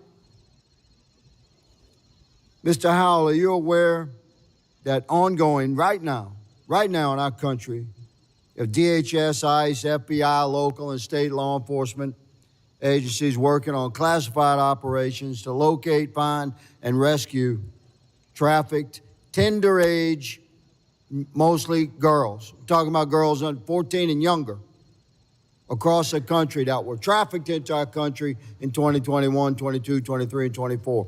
Are you aware that those operations are ongoing? Yes, sir. They're trying to find the children the Biden administration lost. Thank you, Mr. Howell. Ms. Hopper, are you aware? I am. Mr. Rosas? Correct. I'm aware. Thank you. Would you be surprised that according to my research, which will very soon be revealed next week, they've rescued so far 35,000 tender age kids. How you like that? Now, according to Ms. Hopper's research, which I find fascinating, everybody up here should, 70% of the documentation turned in by so-called sponsors, which were lined up by who? The NGOs. Yep. Through who? Primarily HHS.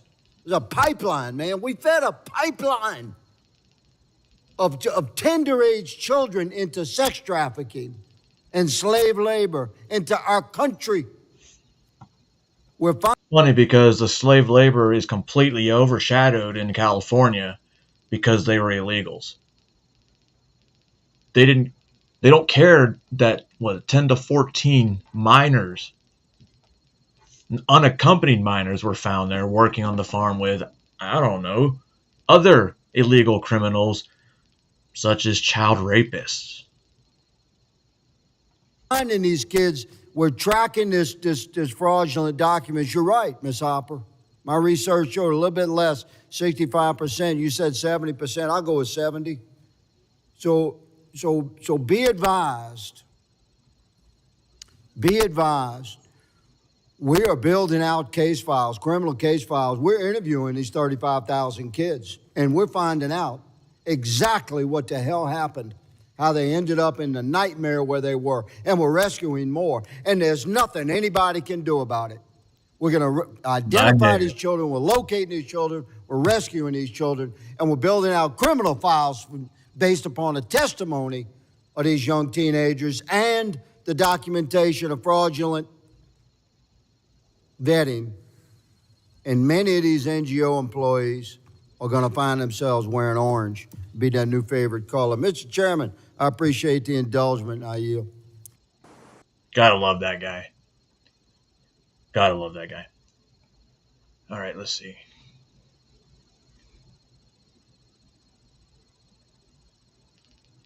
All right. I picked this. Well, it's because also a police officer got shot at an ICE detainment facility. Wait till you see the suspect. I wonder what kind of jail he's going to try to go to. This isn't the suspect. It took a week and a half, but FBI agents say they found the suspect at the center of that statewide manhunt tied to the attack outside an ICE facility in Alvarado, Texas. And this is where that suspect, Benjamin Song, and a 15th suspect facing charges in that attack will be next, the federal courthouse here in Fort Worth. And this was a scene late yesterday as FBI evidence response teams scoured an apartment in far north Dallas.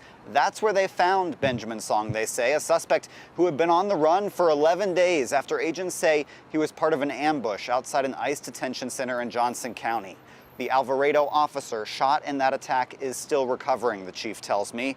But when we spoke last week, the fact that Song was still on the run was looming over that small department. Here's what the chief said he'd feel once all the suspects accused in the attack on his officer were behind bars. We'll definitely breathe a sigh of relief. Absolutely. And he'll be placed in custody. It's just a matter of time. The Johnson County Sheriff's Office says at the same time that FBI agents were arresting Song, they were also arresting someone else at a different location. That will be the 15th person to face charges in connection with this attack. We're waiting on new information. You know, it's funny because you got the people out wearing masks and shit. Did the first 14 people sing? Or did at least one of them sing? Person and those charges to be unsealed. It could happen tonight or tomorrow at this federal courthouse behind me. And we also just got new internal FBI documents that show what agents say they seized from some of the people who they say are involved in all of this. We'll have details on that coming up for you at 6. Hold on, I can't read this. What about it?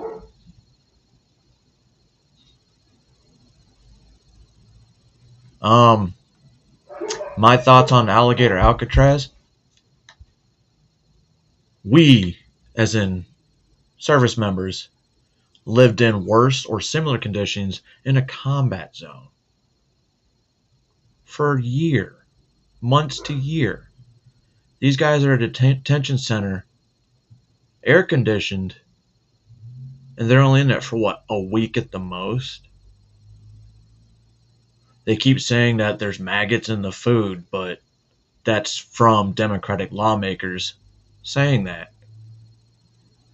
Or they'd have this one guy from the inside told everybody this is what it was. How could they take pictures of it if there's no phones allowed by detainees?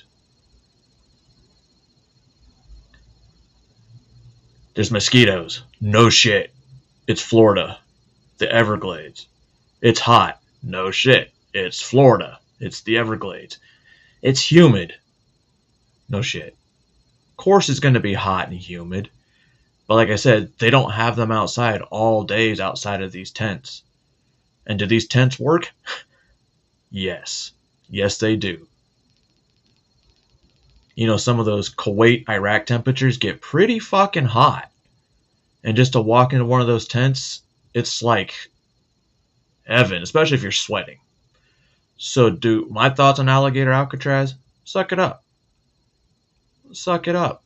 You came here illegally. You can wait. You can wait. But at least you're not doing anything. Right?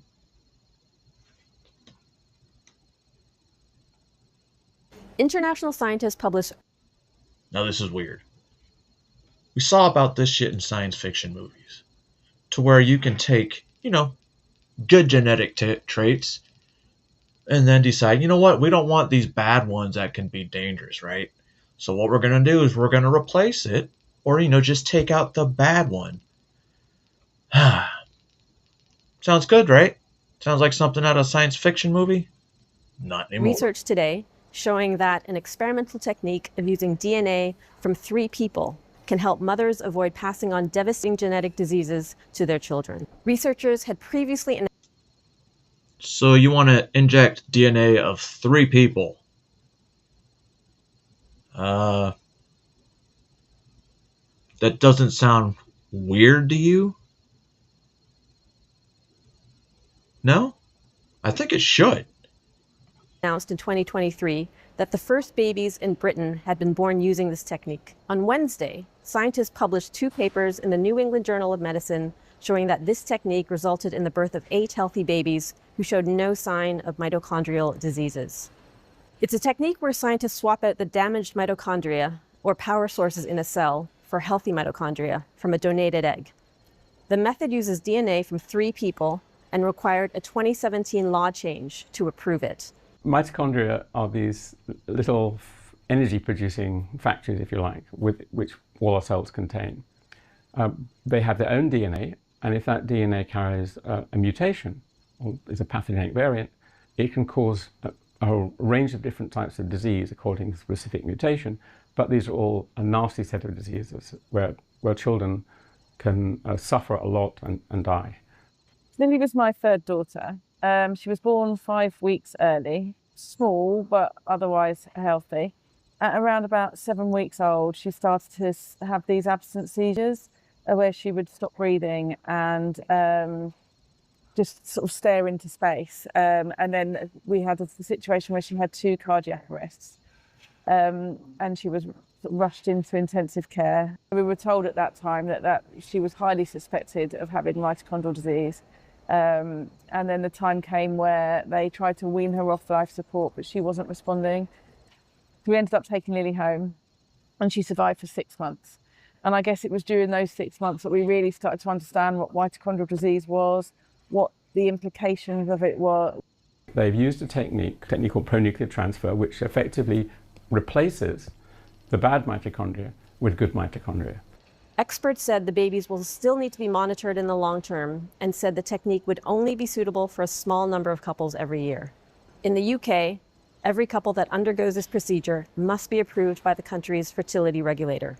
For someone so tiny, Super for soldier. somebody to make such a big footprint in the world of mitochondrial disease. I don't know. Just like AI. I don't like it.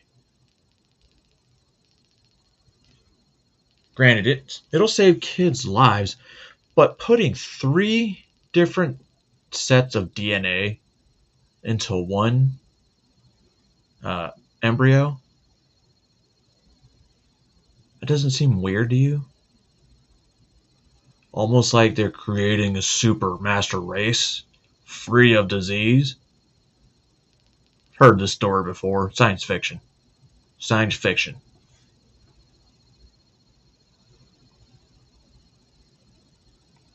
The strategy turning. All right.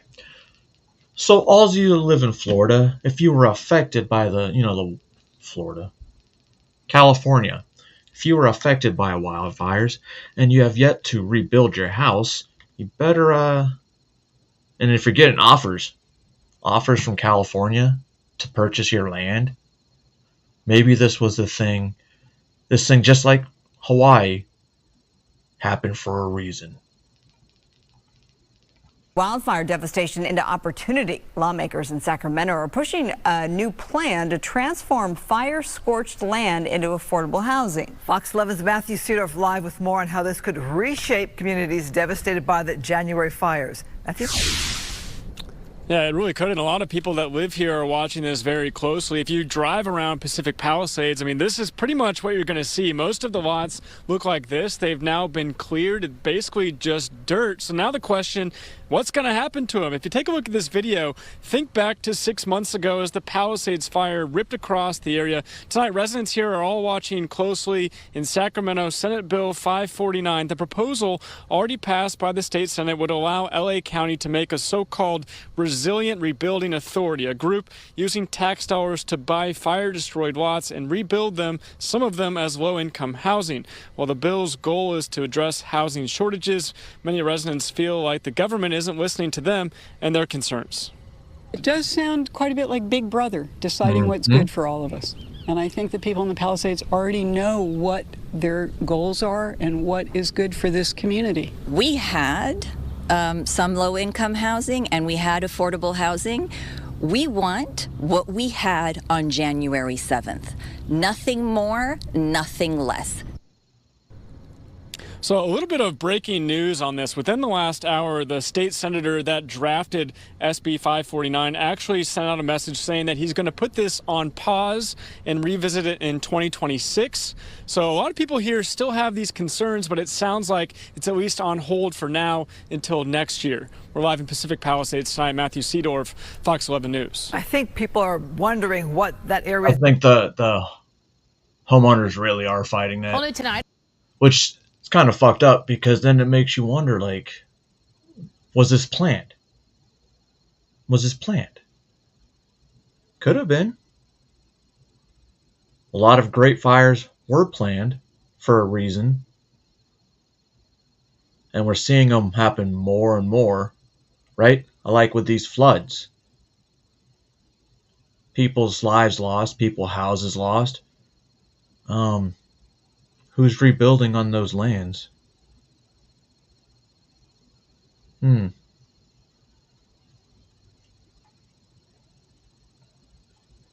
right, this will be the last one.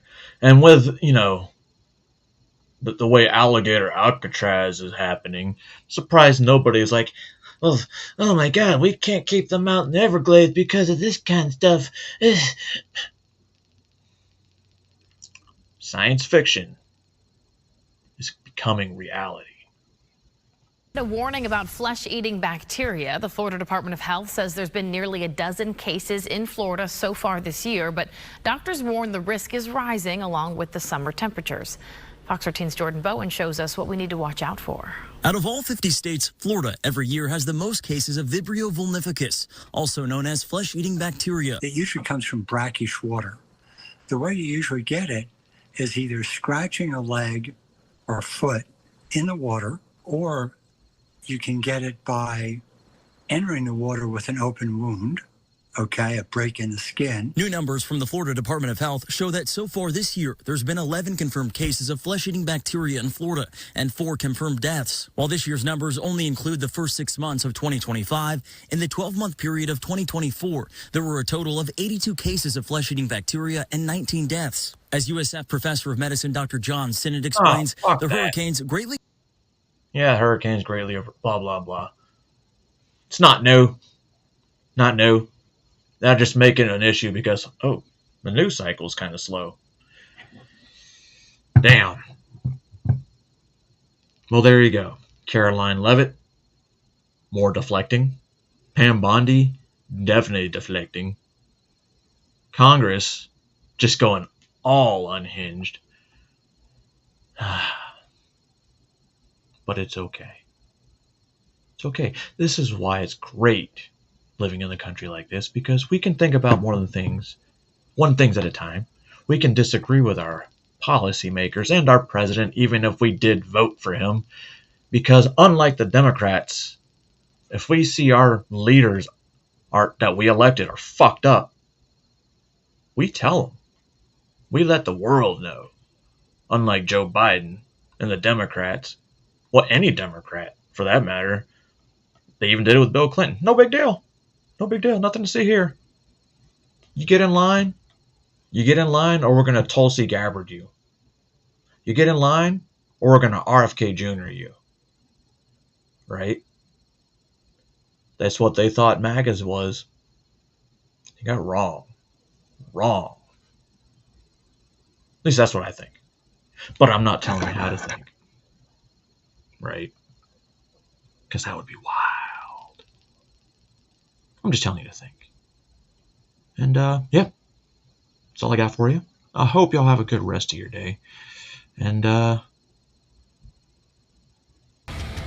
I say Frank? Team Frank? Not Team Frank.